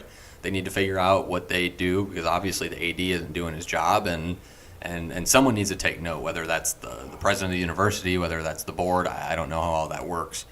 But after an investigation with, mainly women on this thing, that they found out it was kind of, well, Urban did the right thing, but he still lied to the media, so we're going to give him 3 games. Something's a little bit fishy there. I think that it was just hey, let's give him this punishment because, we should. Because if we don't give him the punishment, everyone's going to go, well, he should have got this and that, just like they did. And you're right. Football is football. Life is life. They're 2 separate things. You got to have morals in that certain case, and I agree with you there. I don't, like I said, we've said this a million times. We don't condone domestic violence, and that's not what it is, and it's not all about football. If this was Les Miles when he was coaching LSU, I'd have the same exact opinion if one of his assistant coaches did it. At the end of the day, even though as a trusted person, he did not hit or harm a woman. So I don't understand why everyone's making him out to be this martyr that did something, wrong. He did what he was supposed to do in 2015 and told his boss. Like I said, there's only so much you can do at this point. Maybe he should have fired him then, maybe in 2010. Like I said, I don't know. I don't think we have all the facts. I still don't think so, even though all investigation went out. I don't think all the facts are out there. I think there's both sides to both stories. So be it. It's over with. We're done. You know what? Let's play some football. I just think the problem that most people have, and from what I've been hearing in the media, and we always like to criticize the media, but when I hear it, from multiple people saying basically the same thing, And there was people saying that, it's time to move on. But I think what the problem that people have is that even these text messages that his wife was getting, that he knew, he was aware of what's going on. And I know that he reported it, but to know that he didn't fire him or take action right there, and that he even admitted to giving Zach Smith the benefit of the doubt, special treatment, that's what I think that's what everybody's getting blown up about. That's what I kind of got blown up about at first, last week, 7 days exactly.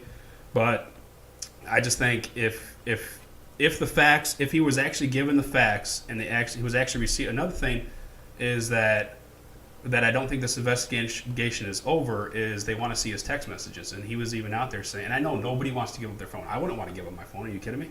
I mean, it's our personal stuff. But if he's on the record saying, how do you delete text messages from over a year ago? I mean, there is a law out there saying that you have to overturn information like this. And if he deleted it, I mean, that's going to be a problem. Well, that's not. See, now I heard something totally different. I heard that he has just after X amount of text messages, his phone deletes, because that's what people do when they have a full phone, especially when you're Urban Meyer and there's probably a lot of people texting. Oh, I know, but I came across something that, and from multiple, when I mean multiple, I mean like 2 or 3. Brett McMurphy? No. Oh, okay, because he's not a reliable source, by the way. Saying that, or reiterating that he asked somebody through a text or something, how do you delete texts that are over a year? So whether he set up his phone or something like that or not, if he did do that and he deleted all these text messages, I mean that's even if you delete text messages, you can still get them. You can still get them. Yeah. So that's why I don't think this investigation's over. I think it's going to kind of stick around for a little bit. And the NCAA can step in. I don't know how much they can do, regardless if we think that they're crooks or not. And they are. They have their shady moments, a lot of them. But I think this is gonna. We'll get into our Big Ten preview here in a couple of seconds. But okay. I'll let you know that I think it's gonna hurt him a little bit. And I'm just gonna finish up with this right now. Zach Smith was arrested in 2010, right? Right. But not in 2015. Well, he was in 2015, but not because of that. He was arrested because of he was breaking the too many dildos. No. What is the restraining order? Oh, he broke the restraining order. Well, so, I was just talking about all the sex toys he had that came out. That was a big deal. That was really weird. But that's the other thing. Yeah, she came out, and who cares? That's not my point. The point is, and I want to finish this up and get into our Big Ten preview. My point is, which I would never do, if I beat my wife, my employer cannot fire me unless I am arrested. You know what I mean? Well, my employer can't do anything. They don't know what I do at home. Your employer can fire you for anything, but you absolutely cannot. Yeah, you are in Michigan, so it's a little different. But yes, but I'm saying that if Ohio's an at-will state, I can fire anybody for any reason I would like. You look at me wrong, I can fire you. There's nothing about it. My point is, you just told me. I'm just saying that you cannot be fired. I can fire you for whatever I want. Is what I'm telling you. Well, then you just go to court. So you maybe. Can't. I mean, yeah. As long as I have proper documentation, exactly. I won't go to court. If you don't document anything, you can't do anything. If I have it documented, you can. I can still fire you, so you'll get unemployment. Yes, that's how it works. We just went through it. I'm telling you right now. Absolutely not. You will just get unemployment. Wrong. That is what will happen. I'm telling you. I just went through this case. If I'm a good employee and walk into work every single day on time, and you just walk in one day, and go, oh, you're fired. No, absolutely you cannot. That is absolutely false. I could fire you. I could come up with anything as long as I have documentation. Then you would get fired because you wouldn't have a job. I just said that. You don't have documentation. How do you know I don't have documentation? I just told you that. Just because you walk in every day and you're on time, I don't have documentation? I just told you that. You just told me that I don't have documentation. Exactly. So as an employer, you just know I don't have documentation either. Okay, so what'd you document me for since I'm a stud employee? I'm just saying. And don't do anything? That's my point. So you don't have anything. That's my point. You can't do that because then you go to court. It is an at-will state. I'm telling you, you should go look at the rules here. I don't need to look at the rules. I'm telling you, if you don't have documentation on it, there's nothing you can do. You are saying I am documented. You're just saying that right now. I'm just telling you. I don't even have to document. I can fire you. It's my hypothetical, and you are putting stuff into my hypothetical. Well, I know. I'm just telling you, as an employer who has been an employer, a business owner, and is a top tier at the company I'm at now, is that you can be fired just to be fired. No. Okay. Yes, you can. Okay. I'm telling you. And what you can do is unemployment. Go look up the law right now. You will win right. unemployment because I don't have documentation. So congratulations, you have unemployment that I already have to pay into. Well, Congratulations. not only do you not only do I have unemployment, then you are now out of a job because if you fire me without documentation, I just take your ass to court and I go, okay, why am I getting fired? And you said, oh, there's no reason. I just wanted to fire you today. Okay, then you get fired, and then I want just you to get look up I just at-will get a- state. I just get a great Look lawsuit up out of at-will that. state, and you'll get what you I want know what there. an at-will state is, Gary. I worked in Ohio. I'm telling you, you don't just walk into a place and just fire somebody. That's Okay. just not how life works. Okay, Sorry. we're talking about actually, we're And if talking you did, about- you're a terrible boss. we're talking about kind of two different things here. We're talking about when it comes to a coaching staff. Gary made it a different thing. You can fire any coach you want, whether and you really can, no matter how you want to justify it or not. They're under contract; they'll get their money. But you can fire. He could have fired him whenever. He could have said, you were on that recruiting trip, back in 2014. You went to a strip club. You're fired. That's breaking our rules. That's breaking. He could have done that. Well, that's So saying That's that. different than what Bear and I are talking Absolutely. about. Well, that's what I'm saying. It's Absolutely totally different. You guys are talking about firing someone just because you wanted them fired. We're talking about you firing a coach because of what he actually did. Zach Smith's still going to get paid because he's under contract. So regardless, in college football or in the NFL, you can get fired for just freaking blinking the wrong way at somebody. And I'm telling you, they're under contract. They're still going to get their money. So you can sue them all you want. But all I'm saying is, you guys had a great argument. That's awesome. I learned about the state of Ohio. I didn't know that.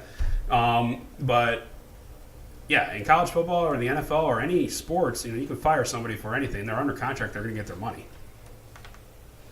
all right. So let's get into actual football now and get off of the rest of this crap because, like I said, at the end of the day, it's over. It's done with.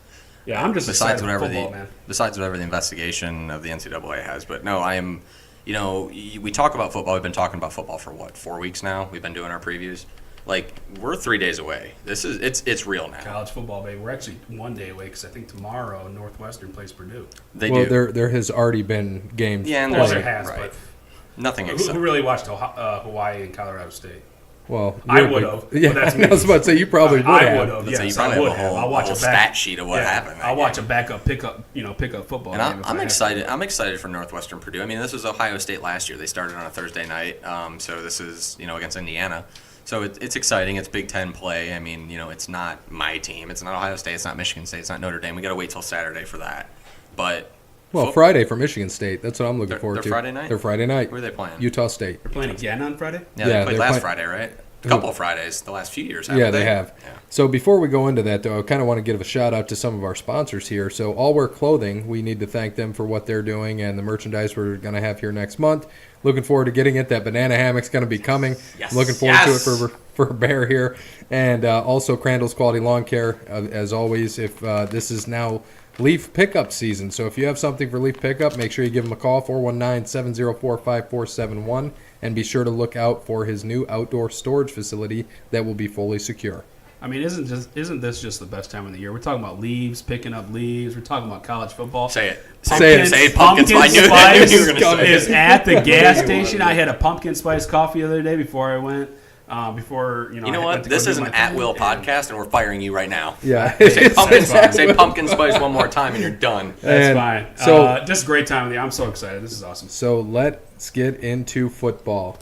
Big Ten preview is going to be coming at you here shortly with Bear. I just wanted to give a quick shout out to Sid the Cicada. He has joined us this evening. Thank you again for showing up to the podcast. Who's shown up more to the podcast, Sid the Cicada or Stat Guy?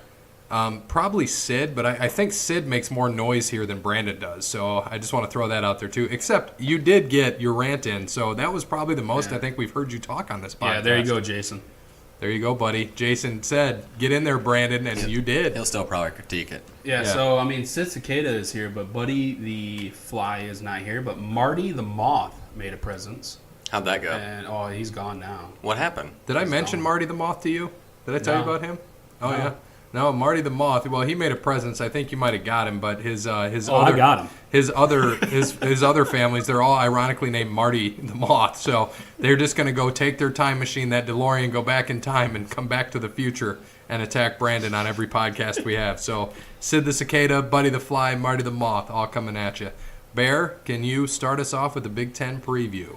All right, so Big Ten preview, East and West. East is always stacked for some reason. I can't wait until they end up realigning one day. I don't know why they haven't.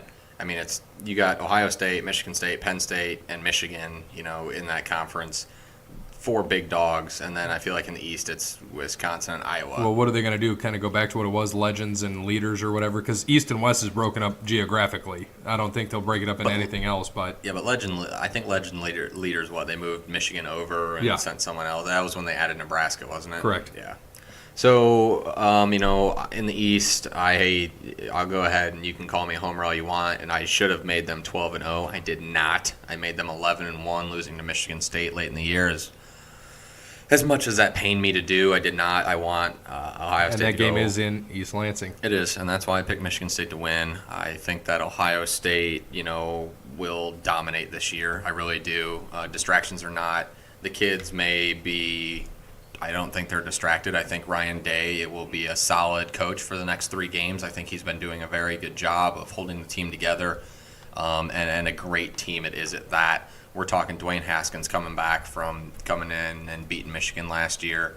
He's got a huge arm. He's going to make those questionable decisions every once in a while, but the kid can throw the ball. I mean, he's got a cannon on him. I'm really excited. Dobbins and Weber are back. Great 2-headed combo there with running back. They're going to have another huge year.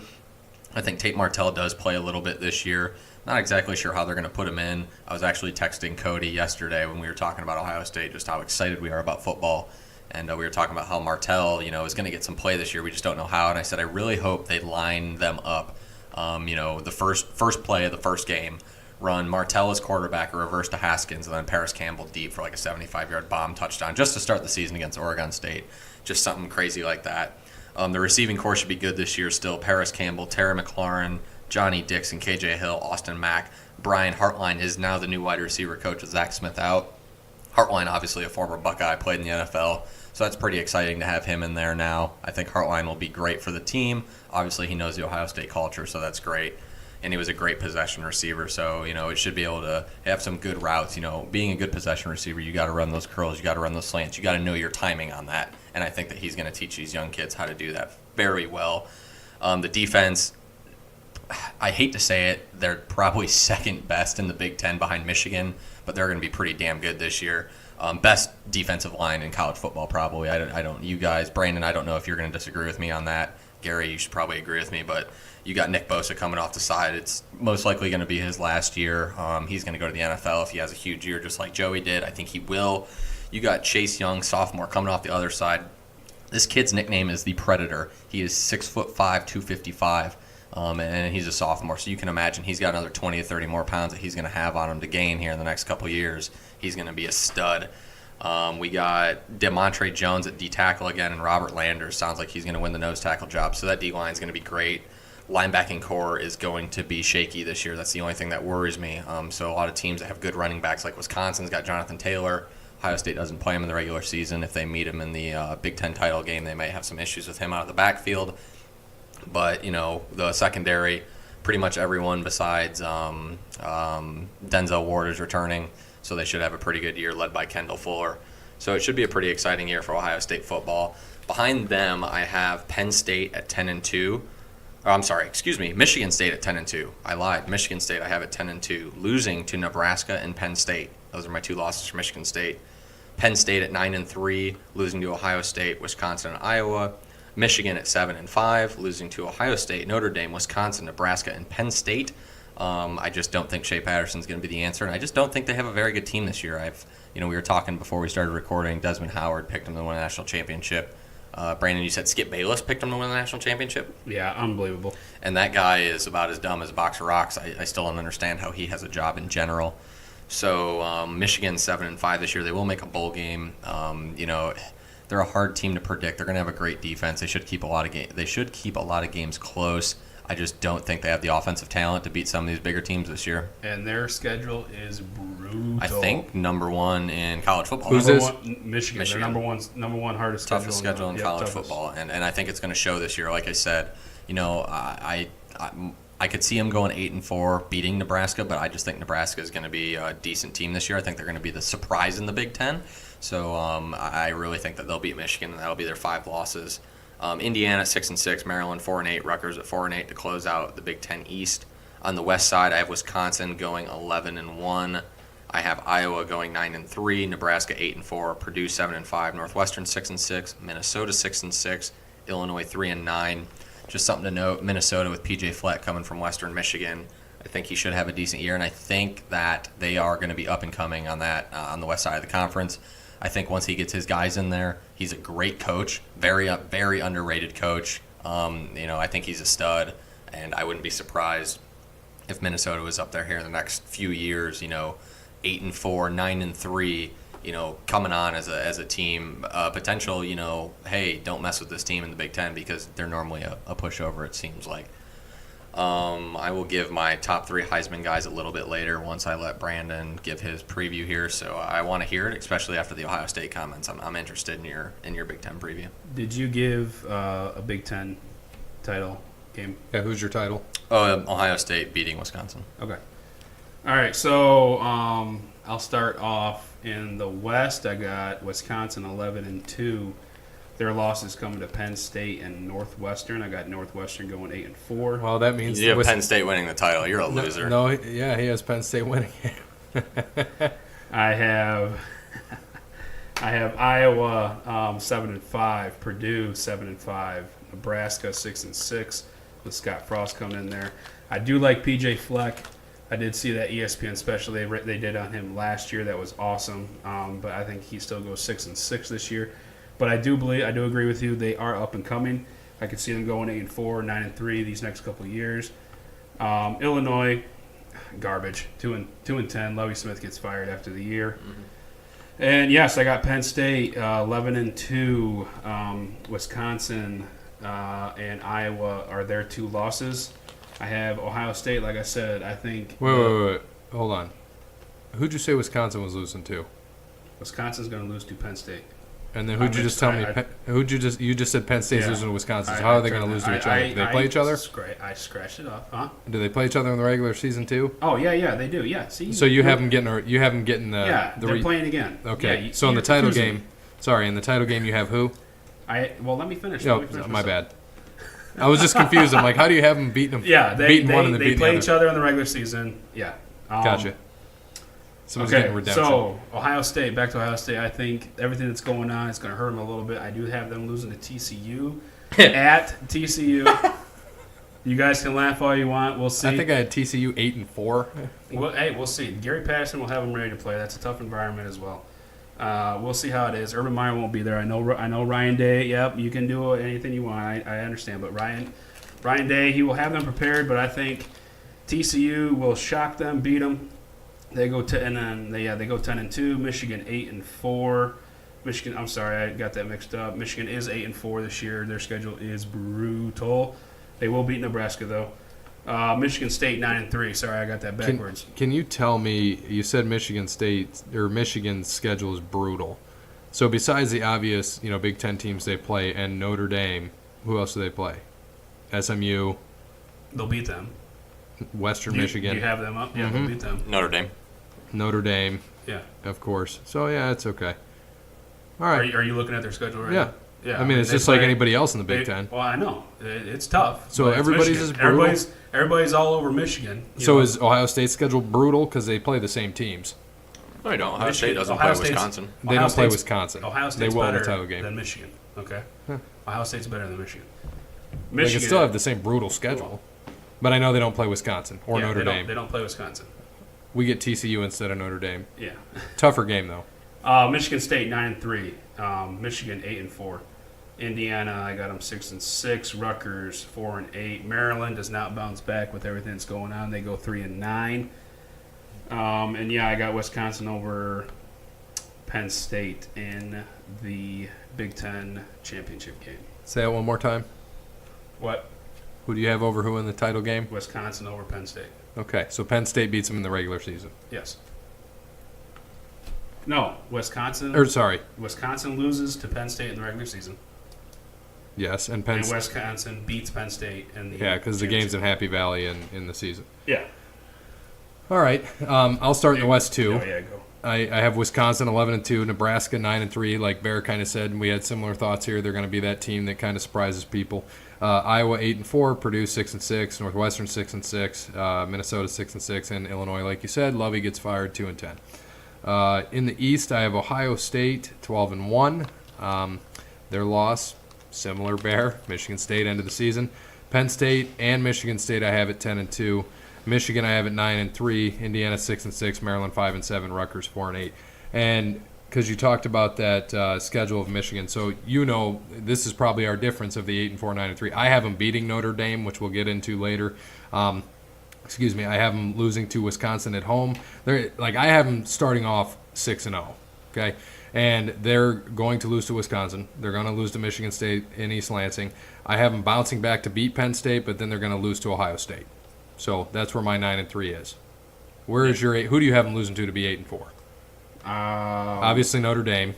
Yeah, Notre Dame, Wisconsin, Penn State, and Ohio State. Penn State and Ohio State. They'll beat Michigan State. You think they're going to beat Michigan State? Yeah. That'll Okay. be like that'll be the revenge game. Yeah, so I have them, like I said, going 6-0, losing 2 in a row, beating, shocking Penn State there, and then losing to Ohio State at the end of the year. But we will see what happens. That's why they play the game. Anything could happen any given Saturday and or Sunday. Who are your 3 Heisman contenders in the Big Ten? I had, I kind of took some guys off the wall a little bit. Defense, I have Nick Bosa there. I put him at the top. The guy's going pro, like you said. He plays like his brother. It's not going to surprise me. I have McSorley up there. Dobbins, I won't be surprised if he's up there. And then kind of my sleeper is Larkin of Northwestern. I've hinted at him. He's, a Cincinnati guy. I have him in there. He's taken over there, and I think he could be a sleeper there for running back. Interesting. You don't have the best player in the Big Ten and maybe college football up there. It's bold of you. My number one is pretty bold. My number one is Jonathan Taylor of Wisconsin. Not only is he my number one Heisman candidate from the Big Ten, he is my number one Heisman candidate overall. I would not be shocked if he won the award this year. He will have a 2,000-yard rushing season. He's going to have a big year this year. I'm banking on him getting hurt. That's Well, so I want to see happen. No, that's just rude. No. Like, of course, Knuckles, bro. Yeah, of course he's going to be up Suck there. it, Gray. Yeah, he'll be up there. And then my 2 and 3 are both big-time homer picks. Number 2, J.K. Dobbins. He's going to have a huge year for Ohio State. I think Mikey Weber has a good year as well. I wouldn't be surprised if they both have 1,000 yards rushing. Problem is J.K. Dobbins is going to have probably 500, 600 yards receiving as well. Absolute monster year. And then third, Dwayne Haskins. I really think that this kid is going to be a beast. Not only do I think he's going to be a beast this year, I will not be shocked if this dude is the next big thing in the NFL. He's just got a great pocket presence. He's like 6'4". He's that quarterback. He can run when he needs to, but he's a pass-first guy. I really think that he's got all the tools to be an absolute monster on the next level. We'll see what happens. Okay, I got Jonathan Taylor, of course, number 1. And I kind of agree with Bear. I think I haven't made my top 5 yet. I don't know if we're going to do a top 5 or not, but I might have him up there winning it all. Trace McSorley, number 2, Penn State quarterback, and the number 3 I got J.K. Dobbins, like you said. Mike Weber's there. They're going to be splitting time, but J.K. Dobbins, unfortunately, I'm not an Ohio State fan, but he is a great football player. He can catch the ball in the backfield as well. Kind of like honorable mentions. Dwayne Haskins, I got him up there. He's going to have a great year. And who was the other one? I had Shea Patterson up there, but I took him off just because. No. I hope he comes out and destroys Notre Dame. I don't see. The thing that I have is everybody's all over Shea Patterson, and I know locally everybody is because he's from Toledo. He grew up in Toledo. But, the guy was 4-6 last year. He had problem throwing interceptions. He can bounce out of the pocket and make plays, and he can throw the ball. And who did he play for? Ole Miss. Yeah. So Harbaugh's offense isn't any better. Well, yeah, and you're going from, Ole Miss is also in SEC. Yeah, you're going from a spread offense to a more portal-style offense. And, yes, he can bounce outside the pocket. They're going to throw him in play action, get him, get that QB rollout, try to make plays. But I just, if we're going to hit on Notre Dame, Michigan right now, Notre Dame's defense is tough. I'm not trying to be a homer or not. Notre Dame is going to give them problems on defense. We can talk about Michigan's defense all they want. They're going to have a tough defense. They got Don Brown. Don Brown's a great defensive coordinator. They'll be top 5 in, the NCAA in defense. But, with that game, that's why I have Notre Dame beating Michigan. I think Notre Dame is going to rattle Shea Patterson. I think Shea Patterson's going to have a tough year. It's going to have a tough start. adapting to that offense, to getting used to it. I know they've had all these months in spring ball and all the, weeks in training camp. Once you get out in front of somebody and you play somebody different, Under the lights it's in totally Notre Dame, game 1. Yeah, so it's going to be rough, and With 70,000 people screaming against you. yeah, 80,000 to be exact, but 80,423 and a half well, people. I almost feel like I have to go back and give more of a Notre Dame preview because your preview on Ohio State was so damn long that I think I might have to go back. Well, and, hit Oh, it no, just later. do that. yours was very But long, trust me. They do that, because people are homers. It is what it is. Everybody's going to have – he's going to have Ohio State That's what up it's there. going to be. Same thing with my Dallas preview once we come up in the NFC East here in a minute. I mean, it's going to be longer because I know more about my team, just like you did. You had a good Notre Dame preview. I enjoyed it. That's what we're here for. We have favorites. This isn't ESPN. We don't have to be biased. I don't really care. Well, I mean, I want to be as biased as possible for certain topics, but for You mean unbiased? sorry, yes. Okay. But for Because you're pretty biased is what I'm saying. But what I'm saying is that, like I said, for like you said, for my picks, I wanted to pick Ohio State at 12-0 all day, just like you wanted to pick Notre Dame Yeah, 12-0. no, Everyone wants to do it. You just gotta be smart. Well, a that's little bit. well, it's like both of us too. I'm a homer to Ohio State and Michigan State. I have Michigan State at 10-2, but so did you. So it's different. But I also have them finishing third in the East because Penn State's going to beat them. So they're going to have that tiebreaker. So that's just a little bit. Do you think Brandon is a Golden Domer homer? Golden Domer homer. He might be. That's gonna be his new nickname besides Pumpkin Spice, being Golden Or Earthquake. or definitely Earthquake. Golden Domer homer. That's hard to say 3 times Earthquake. fast. The Golden Domer homer. Notre Dame Gold and Blue through and through. By the way, I will be Jesus. watching Rudy on Friday. Okay, my well, God. let's get some picks here. Bear, get your paper ready because we got to write this up later. So, Brandon, I know you were just going to give us picks, but I actually have the point spread. And what we are doing with our picks is we're going by the point spread. So it's going to make it a little more interesting. You have to do some studying. I know you probably didn't this week, but I recommend in the future you do because you can check people's records. For example, Alabama last year against the spread, 8-4. So not going what they were this year. So first game, go ahead. Sorry. No, just when it comes to me, I have kind of a coaching mindset, so it's hard for me to say, I'm going to give. Well, because it would be too I easy know. for us to pick the I top know, 10 all I day understand long. it. So I'm not going to be like, Notre Dame's favored by 1, but hey, Notre Dame's favored by 7 or what, but hey, they covered. We got or they lost, but they covered. But hey, we got the win because we covered. Yeah. Well, So with but me, I that's- got that coaching mindset. But so it's hard for me that's to do just that. it's more critical thinking, and you have to think outside the box with some of these things because week 1 is going to be a crapshoot. We have no idea. Exactly. We honestly have no idea. So this is a crapshoot. So Well, and before you Go go, ahead. I want you to just explain what we're going to do. So we're going to pick absolutely. how many games are we going to pick? we are going to pick think all top 13. 10 games, Yeah, 13. and we're going to pick Notre Dame always, 14. Michigan State always, and we're always going State. to and Ohio State. But Oh yeah, not Michigan. Sorry. if they drop out. So, ironically, this week we do have 1, 2, 3, 4, 5, 6, 7, 8, 9, 10, 11 games to pick. Okay. Because Notre Dame plays against Michigan and the top 10, 2 of the teams play each other. So that's why we have a lot. And we're picking with the spread. We are not picking straight up. Correct. And are we going to do lock of the week? Because now that gambling is legal in the United States, it just tickles me deep down inside. I think that regardless if it wasn't, we'd still do lock of weeks. But I think we need a little lock of week thing. And this is, this is just us on the fly right now. We didn't talk about this beforehand. I like it. So, and I want to go off of this and say Gary and I play Bovada. That's I did. I jumped off that after I cashed out. I'll have to explain you off air what happened to me with that because it is a did. pain to cash out. You did. You gave me a little bit, but I'm going to play this year. I have money in, so my picks that I'm making are going to go right there, right out of my bank account, right onto that. So I'm going to keep track of how I do this year. Obviously, we're all going to keep track of how we do, but money-wise, I'll say if I'm up, down, we're going to see how degenerate it is, and I might have to be living in your ex-wife's basement here soon if I Well, just she doesn't lose have money. a basement. You might be living in the ex-wife's crawl space is what's going to happen. I'll just have to sleep here in the ex-wife's garage. But, yeah, I think a little I toasty like in that. here. Good luck with that. We, yeah, you're sweating bullets over there. Exactly. But yeah, always. I like it. I think I'm going to do that, and I'm going to give an update, just a small one every week to see if I'm up or down, how many units I made or lost, which will be Let's that hope most not. of the time. I hope not. So let's get it started. Okay, so we have Utah State at Michigan State, at number 11 Michigan State. Michigan State is a 23.5-point favorite. So what this means, Brandon, No, I understand. Yeah, Okay, Utah, so you got- starts off the game 23-0. 23 and a half 23 to and a half, nothing. whatever. Yes. Go back to your lock. So, like, Lock of the week. With teams like this, are we going to have a lock? Because, I mean, Michigan State's going to blow Utah Well, State out of the water. Then the lock make of the it your week lock. would be, your lock would be Michigan State beats them by more than 23 Okay, and a half. I just figured is we your wait. lock. I just figured we wait till conference play to do lock. But Well, we're going to do lock of the week anyway. So No, you're going to do lock of the week, and that I think that for us internally, Yep. that'll be 3 points. Yeah, 3 points Okay, extra. so I like if it. you hit your lock of the week, that is 3 points. Here, Every how one you about this? hit right is 1 point. How about this? Well, are we doing points or are we doing record? Because we said we were going to do record when this started. Well, I mean, we can do overall record, but we can keep a point total. Okay, so we'll do overall record, and then each week we'll do points. So how about this?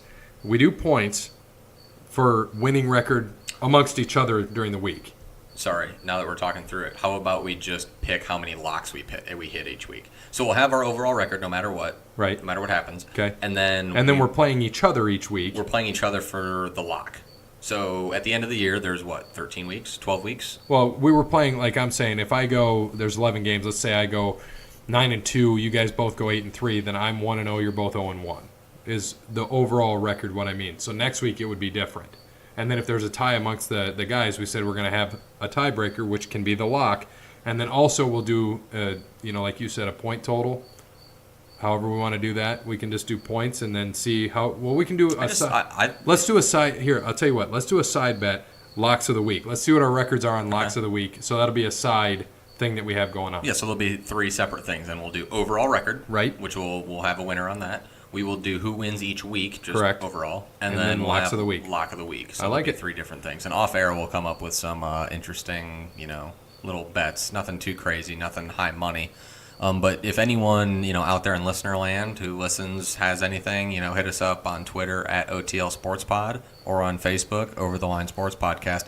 Give us some ideas of what we should be betting with. We're not talking big money here, just some random crap like if Brandon loses, he's got to drink pickle juice. Something like that, something stupid. I'm not saying that's got to happen. I'm just saying. If Brandon loses, he has to say Kyle Busch is the greatest NASCAR driver today. Oh, if Brandon loses, he has to buy a Kyle Busch shirt and wear it every Oh my podcast. gosh. Or a Kyle Busch hat. Yes, Oh, that would yeah. be fantastic. I like it. I'll buy him that. Yes, I love it. So, Brandon, back to this. Utah State at Michigan State. Michigan State is favored by 23.5. I guess I'll make them my lock. They'll beat them by 30. Okay. Bear? Yeah, Michigan State covers. 41-10. I have them covering as well. Next, Western Kentucky at number 4 Wisconsin. 35.5 point favorite for Wisconsin. I think this is going to be a tricky game. I like Mike Stanford that's down there, West Kentucky's head coach. I think this is okay, Wisconsin's not going to blow them out by more than whatever they're 35.5. So, Yeah. Western Kentucky starts off 35.5 points. Okay, so You think Wisconsin's going to win by less than that, is what you're saying? Yeah. So you got Western Kentucky. yeah. Okay. I also have Western Kentucky. There's no way that Wisconsin's winning this game by 5 touchdowns. Okay. I have Wisconsin, so I disagree. So there's a discrepancy there. Okay. FAU at Oklahoma, 21.5. This is going to be a tricky game. It's going to be close. It's going to be close. You think it's going to be closer than that? Lane Kiffin is going to make this game close, I'm telling you right now. Especially Charlie Weiss Jr. down there, offense coordinator. Watch Oh, out. God. So you have FAU within 21.5? Yeah, I do. Okay. Bear. Oklahoma's going to win, but yeah. Oh, man, that's a tough one. The half kills me. I'm going to take Oklahoma, though. I am as well. Oregon State at Ohio State, 37 points.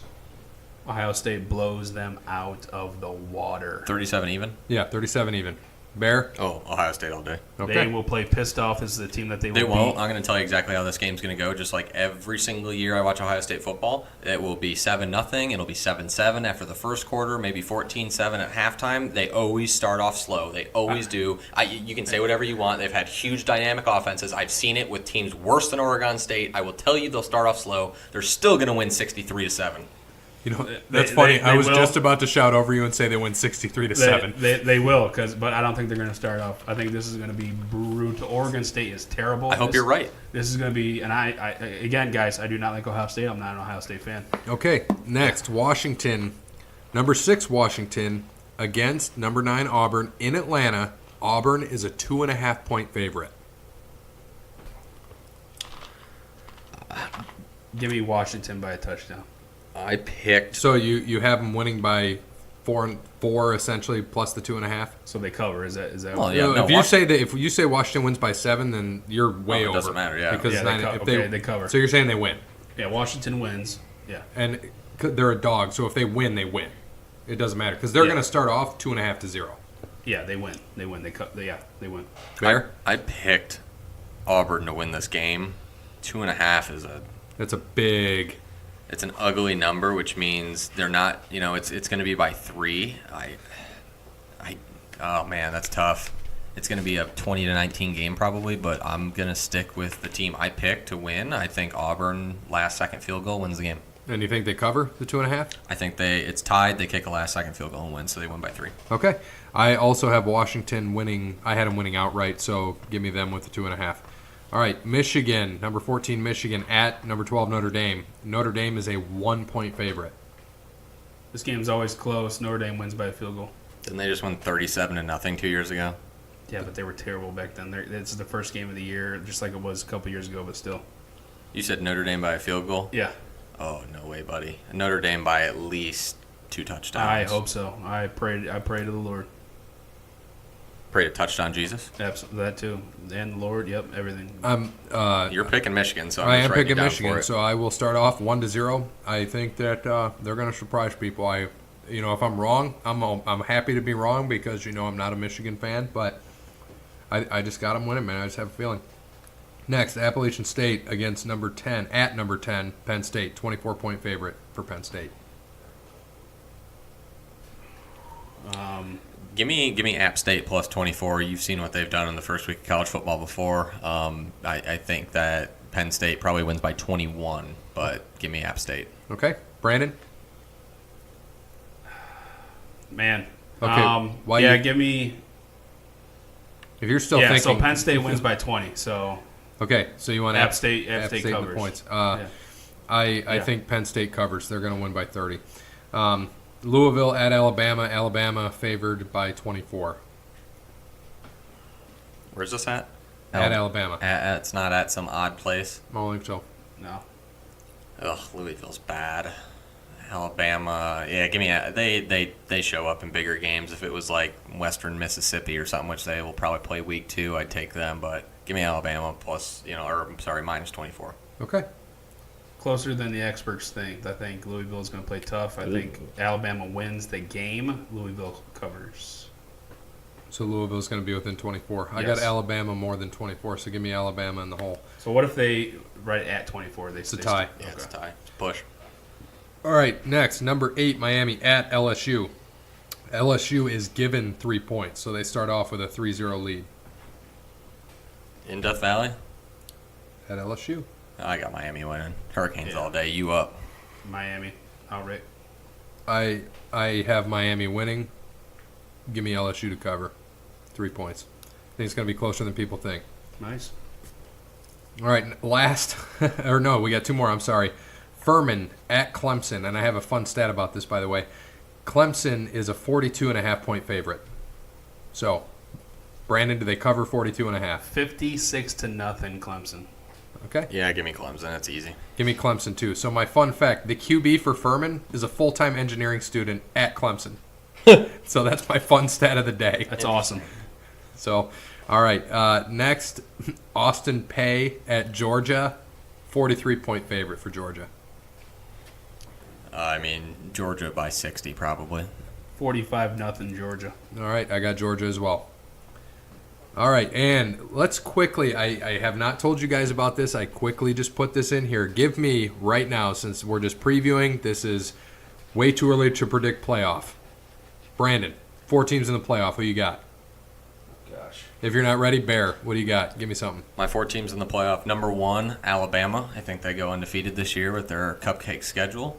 Number 2, Clemson. I think I have them undefeated this year or maybe 1 loss with their cupcake schedule as well. Regardless, they'll be in. Give me Ohio State at 3 with their 1 loss. And number 4, I want Washington in there. So 2 and 3 would be Clemson, Ohio State. Give me Ohio State to beat Clemson. I think Alabama beats Washington. Give me Ohio State over Alabama 24-20. Okay. I have the same exact top 4, same exact seating, which is the funniest thing in the world. Give me Alabama against Clemson, okay? And I've got Alabama winning. Okay. So give me them 31-24. Are you still thinking, Brandon? No, give me everybody that you said except Ohio State. Well, hold on. Did you put our picks down for just too early to predict? So you've got the same top 4, and then I have Alabama over Clemson 31-24 in the title game. And then Brandon, what do you have everybody that you guys have. So Alabama, all 4? Clemson, Washington, except I got Oh, you got Georgia over Ohio State. And you had Wisconsin winning anyway, right? In the Big Yeah, Ten. but they're 11-2. So I mean, So you think Georgia gets in? Yeah. Only lost being Alabama. I think I picked Georgia to go 13, and I mean, So you have 12 and and then you one, got so Bama against Georgia in yeah, the Bama first against round. Georgia, Clemson versus Washington. I think didn't they play last year? Clemson will beat Washington. Alabama beat Georgia last year. I meant in the semifinal. Oh, sorry, Um, yes. What was I going to say? Alabama versus Georgia. Clemson versus Washington. Clemson beats Washington. Georgia beats Alabama. Clemson beats Georgia. Okay, so we got 3 different picks here for title. Sorry, what was your actual I know what your 4 was. He What said- was your top? He Alabama number 1, Georgia number 4, Clemson 2, Washington 3. And then Clemson over Alabama. No, Clemson. Clemson over Georgia, you said. No. Yeah, Clemson over Georgia for the national championship. I like it. So we all have, so you have Clemson and Georgia in the title game. I have, What was your final score? Let's go 31-27. all right, so I have Alabama and Clemson in the final. You have Georgia and Clemson. Yes. Right? And you I have have, Ohio State, Alabama. okay. And before we go too far, since we're sloppy and pushing around, it'll get better next week with this whole gambling thing. Gary, we need to give our locks. Brandon gave his at Michigan State minus 23.5. What's your lock for our picks? Oh, God, let me think about that. Go ahead. My lock is Notre Dame minus 1. Okay. I like it. I do too. You know what? I'm gonna give me Ohio State this week. I was gonna go Michigan State. Give me Ohio State. Okay, perfect. I like it. All right, so we got that in there. I kind of threw that at you guys at the last minute. I actually had 6 teams in here that I would have, and then I just but the top 4 I had were the same top 4 you had, so that was interesting to do. So NFC East preview, before Bear and I kind of spout off what we're going to do, Brandon, give us your NFC East preview. I'm going to be quick because I think this is going to be our longer show than we've done all year. So Yes, it is. I'll be quick. Philly 11-5, Dallas 9-7, Giants 8-8, Washington 6-10. Okay, Bear? Obviously, this is going to be a little bit more long-winded. This is probably going to be the hardest division to predict, especially for me. Being a Cowboys fan, this is hard. Not trying to put on my Cowboys helmet here. I have Philly going 10-6. I think they struggle a little bit this year getting Wentz back. I think he starts off a little bit slower after the ACL injury. Still think they win the division. Best team in the division, best defense in the division. Dallas at 8-8. The defense is looking good in the preseason. The offense is looking like crap. Granted, Zeke hasn't played. Frederick being hurt, it's not good. The offensive line's been beat up, but it's the preseason. It's hard to judge.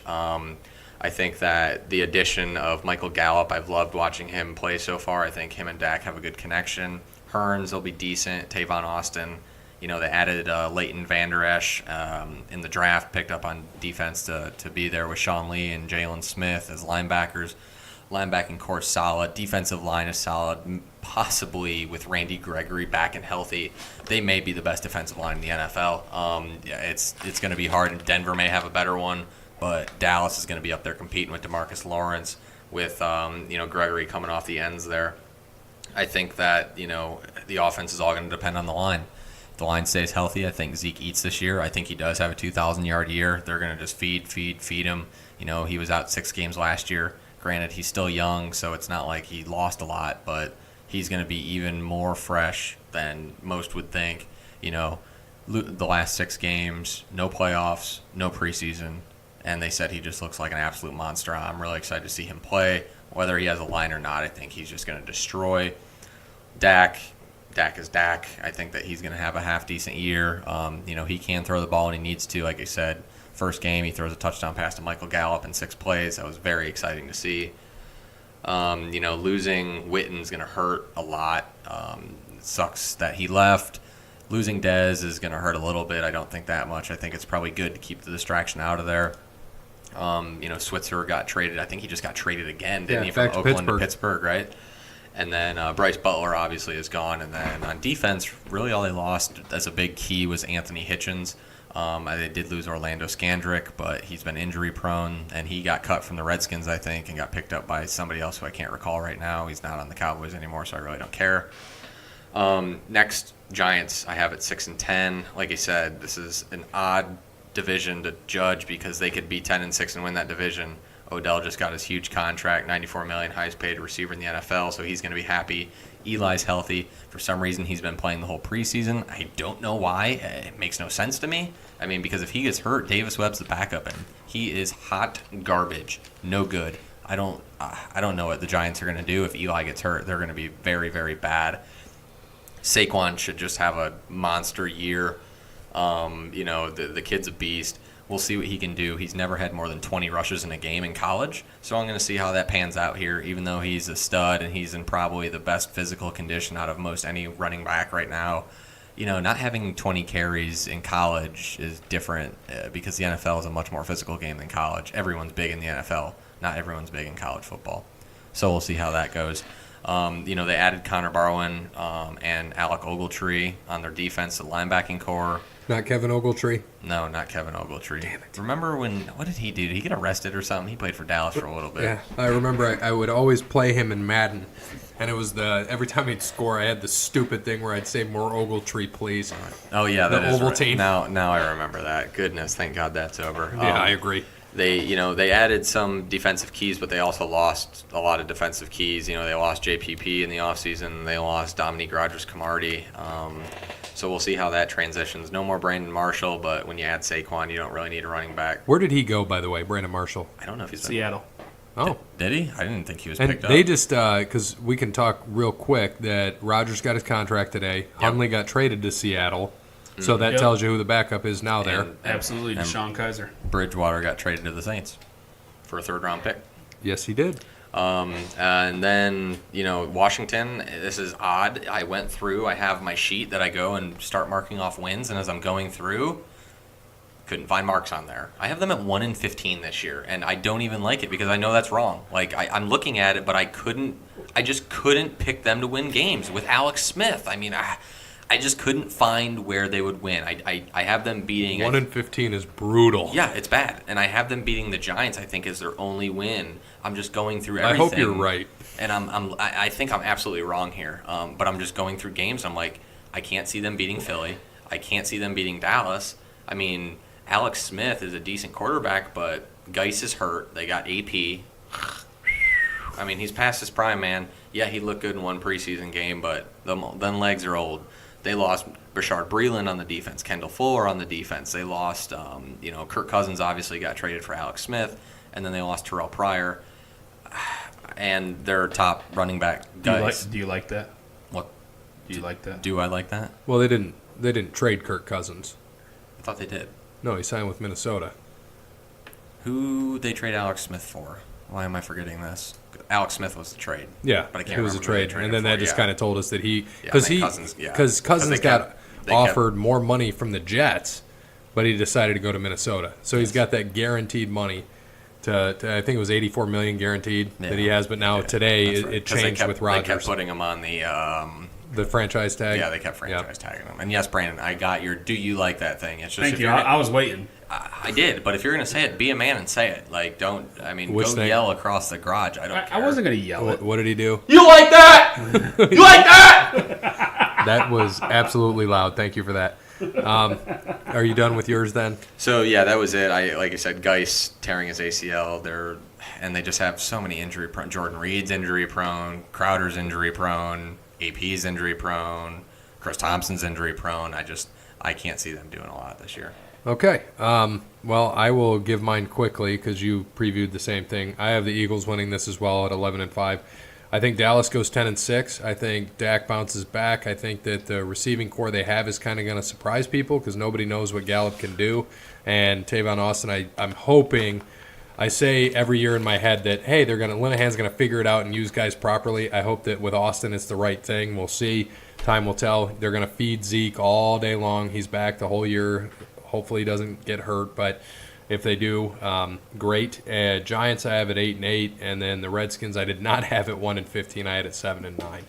So from there, we will go to Justin on the Twitter. So he gave us the question of, similar to how Tiger and Phil are doing a big showdown, which will be the day after Thanksgiving, Black Friday, what athletes would have the best one-off duels?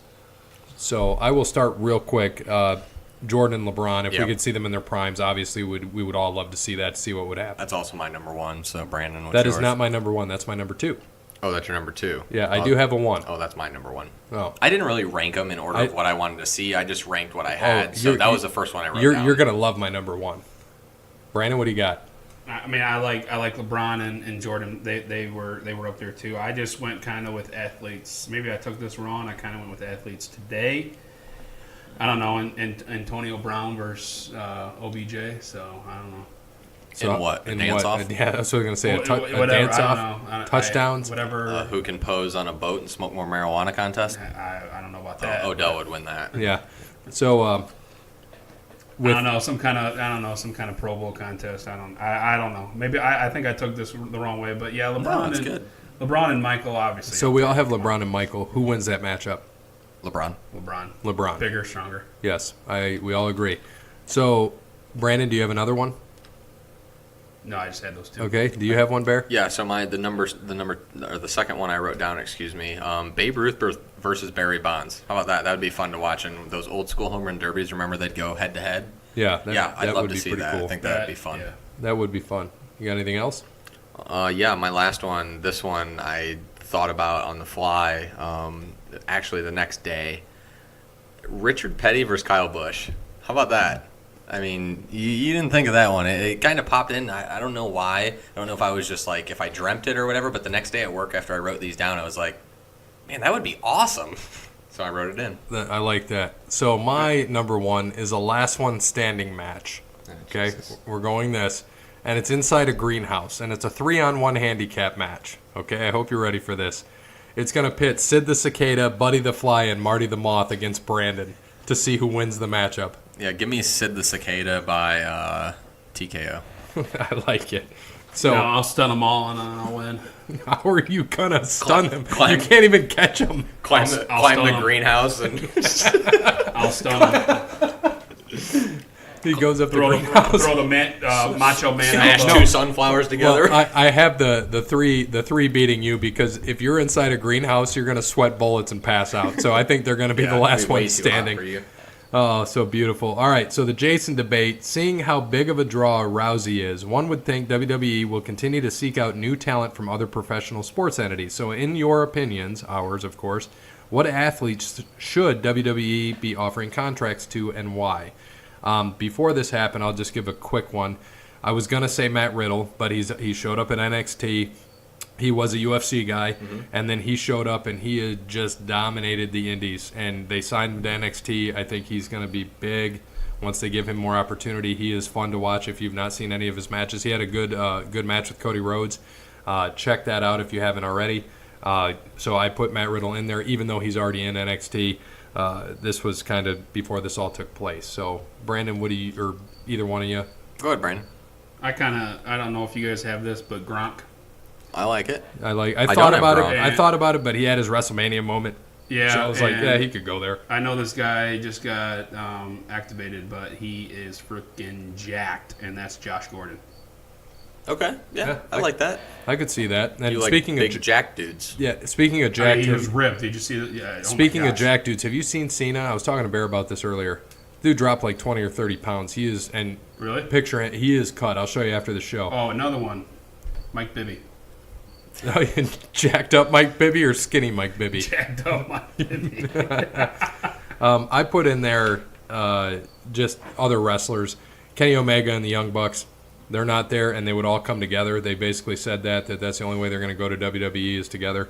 I would like to see that. And then this would never happen, but just if we went back to the Attitude Era, throw in Conor McGregor, because he would bring in people. He would do everything. He would not come now just because of what he's done and the whole thing he had with UFC. And yeah, I have the same thing actually. I have Conor McGregor, Attitude Era Conor McGregor, Attitude Era the Diaz brothers, Nick or Nate. Either of them would be amazing. Yes. They're both just, they don't care. They do everything and they're badasses.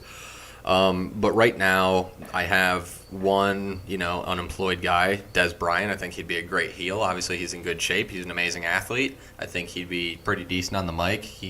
I think he'd be a pretty good wrestler.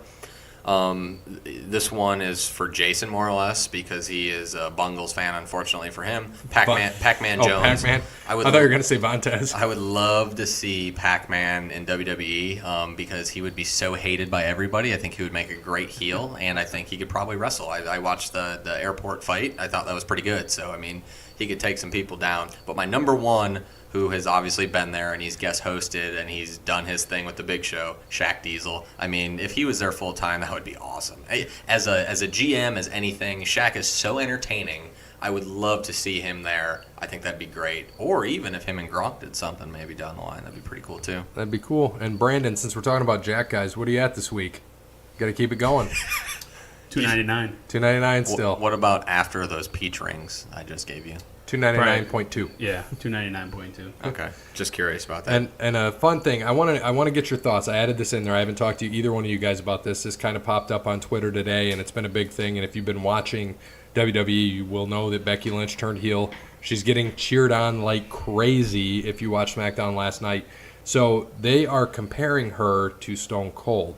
And how do you feel about that, Brandon? I guess I don't really see the comparisons, but I like her as a heel. I think what she did was awesome. I think we all kind of expected it after, that match and how they were, hugging each other. And I just knew. I turned to my wife and I said, something's going to happen. I think she's going to turn on her. And it happened. So I think, and, you were talking about last night, we want Becky. Chance we're going on. So I guess I don't see the comparisons. I'm going to have to look at it more, but I don't know. They're saying that, with her being a heel and getting cheered on, there's just no way she doesn't get cheered. It's kind of like the opposite with Roman. Roman gets booed no matter what if he's a face. Like like the Shield reuniting, Roman got a little bit of cheer, but it's more or less for the Shield. And I was absolutely, we will cover this before we go into our last segment, but on Raw, I don't know if you saw, I think we were kind of all discussing that they turned Braun heel, and so he's going to be with Ziggler and McIntyre against the Shield at the Super Showdown. I hate it. Yeah, I don't like that at all. I don't know if you saw that, Bear, but they did. I did. Turn I saw your text, but I mean, it just shows that he's going to fight Roman for the belt because Roman's a face. Well, he cashed in his Money in the Bank. That he put it on the table. He's cashed it in. His match at Hell in the Cell is with his cash in. That's stupid. But here's the thing. But if the bell doesn't ring, well, no. The bell's going to ring. They're going to have the match in Hell in a Cell.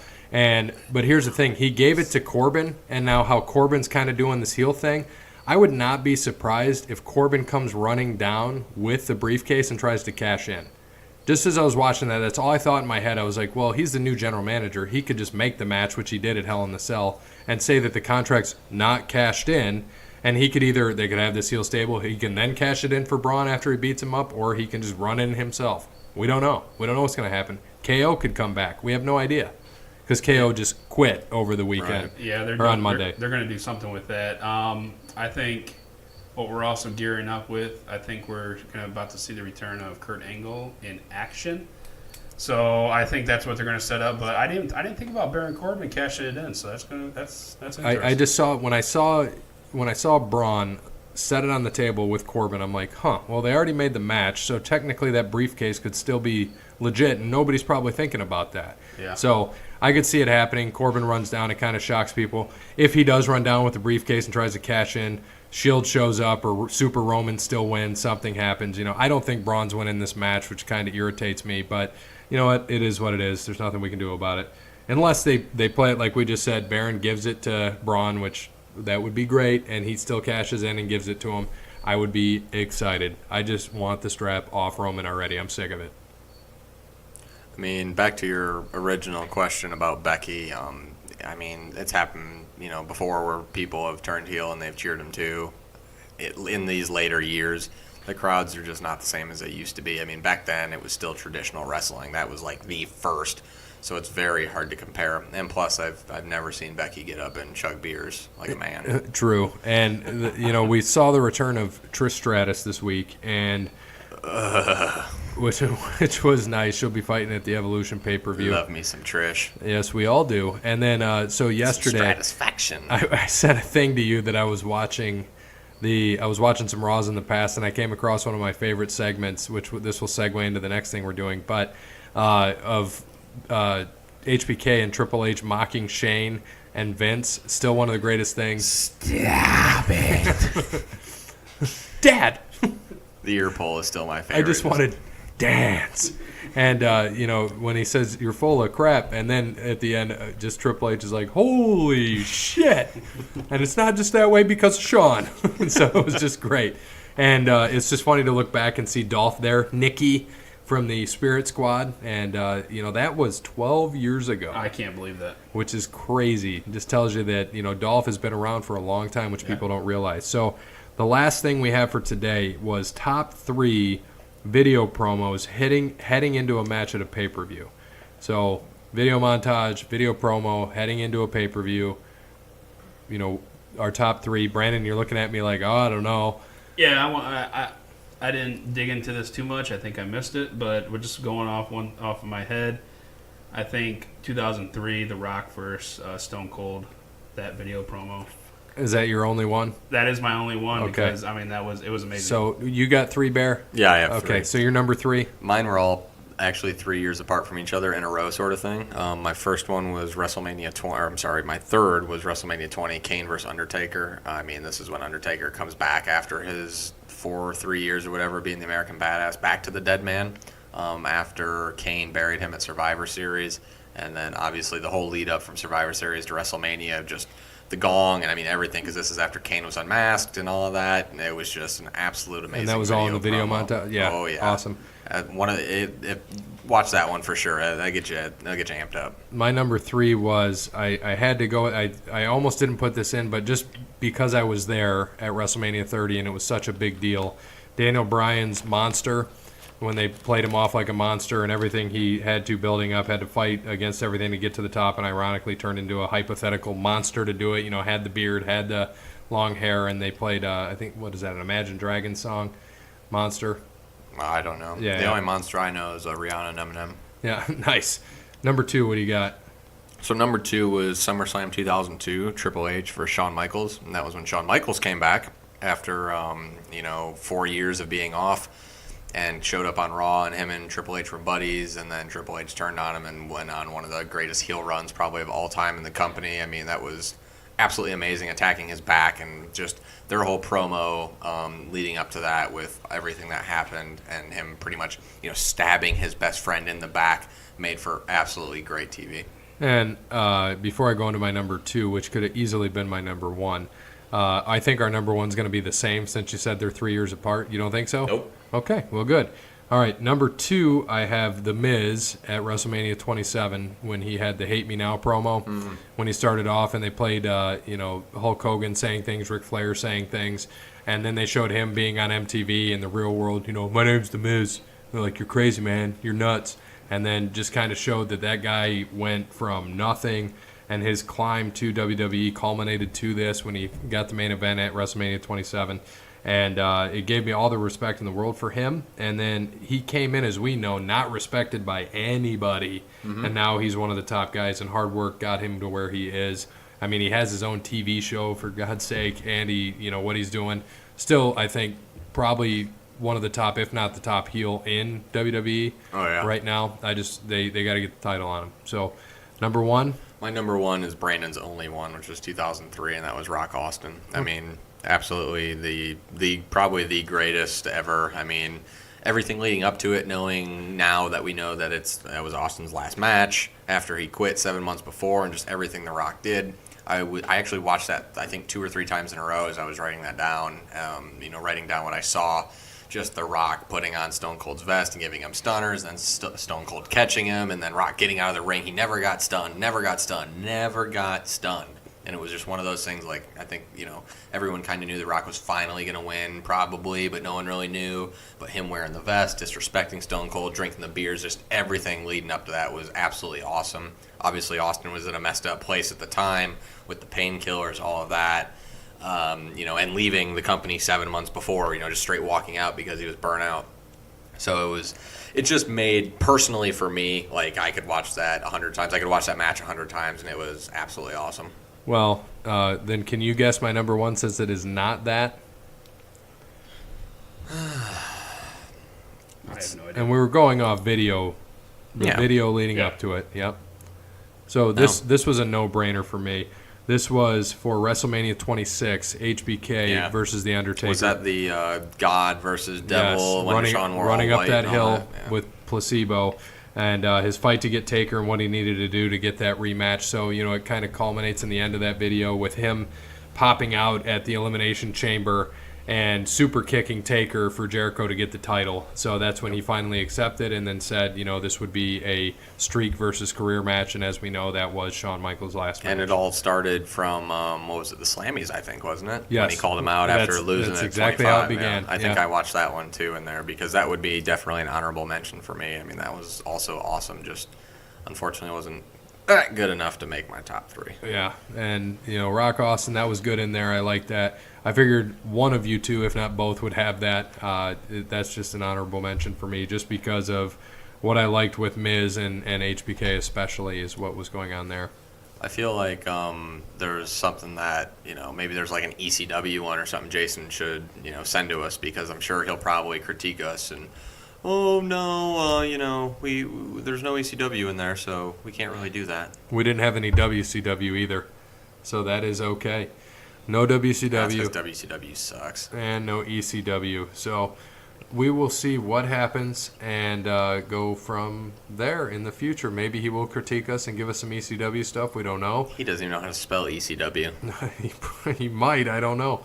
So next week we are ending our predictions for the NFL as the NFL season starts next Thursday, correct? Yes, a week from tomorrow, so that's pretty exciting. What's the opening game? Very exciting. Philadelphia and Atlanta. In Philadelphia, obviously, they get their rings. Everybody, everyone doing shit, I totally lost my train of thought there. Sorry. Everyone who wins the Super Bowl gets the first game opening year, so they can put off their banner, the ring. It's Thursday night. It's the first game of the year. There's going to be, 50 million people watching all over the place. All eyes on them. So it'll be fun. It'll be disappointing again to watch Philly finally lower that banner that I didn't want to see them win, but it is what it is. I'm still going to watch. We got fantasy football this weekend, so I'm pretty excited for that.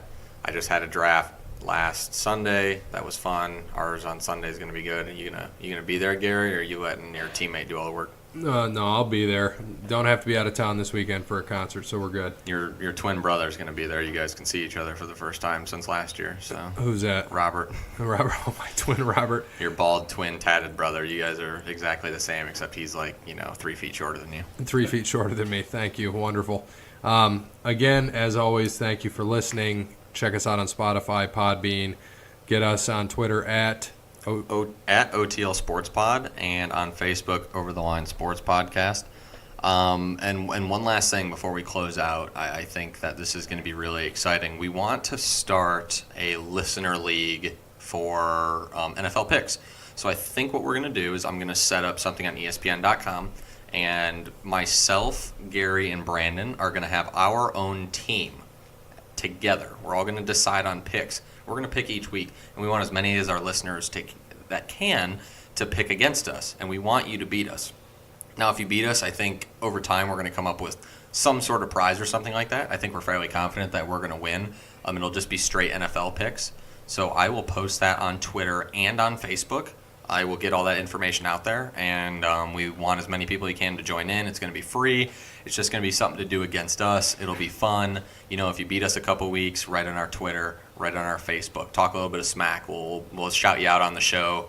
I think that we're going to destroy absolutely all of you out there, so there probably won't be much smack to be talked. It'll be mostly us talking back to you, but we want to do that. So look out on our Facebook, Over the Line Sports Podcast. Look out on our Twitter, at OTL Sports Pod. that will be posted probably in the next day or two with some sort of username or password. I would imagine I'll have all that posted. It's going to be a public league. We want as many people to join as possible. I think it'll be a fun thing to do with our listeners. I agree. That will be a lot of fun. We also have I think I told you about this new listener, Jeremy, that wants to get in on one of our, I think it might have been our golf league next year or maybe one of our football leagues. I'll have to let you know. Well, football starts now, so. Well, you know what I'm saying. DraftKings? No, the DraftKings, I'm sorry. So we'll see what he wants to do. I know he's listening, so just let me know again, and we'll get you in there. So, as always, good morning, good afternoon, good evening, good night. Bye. 1-15.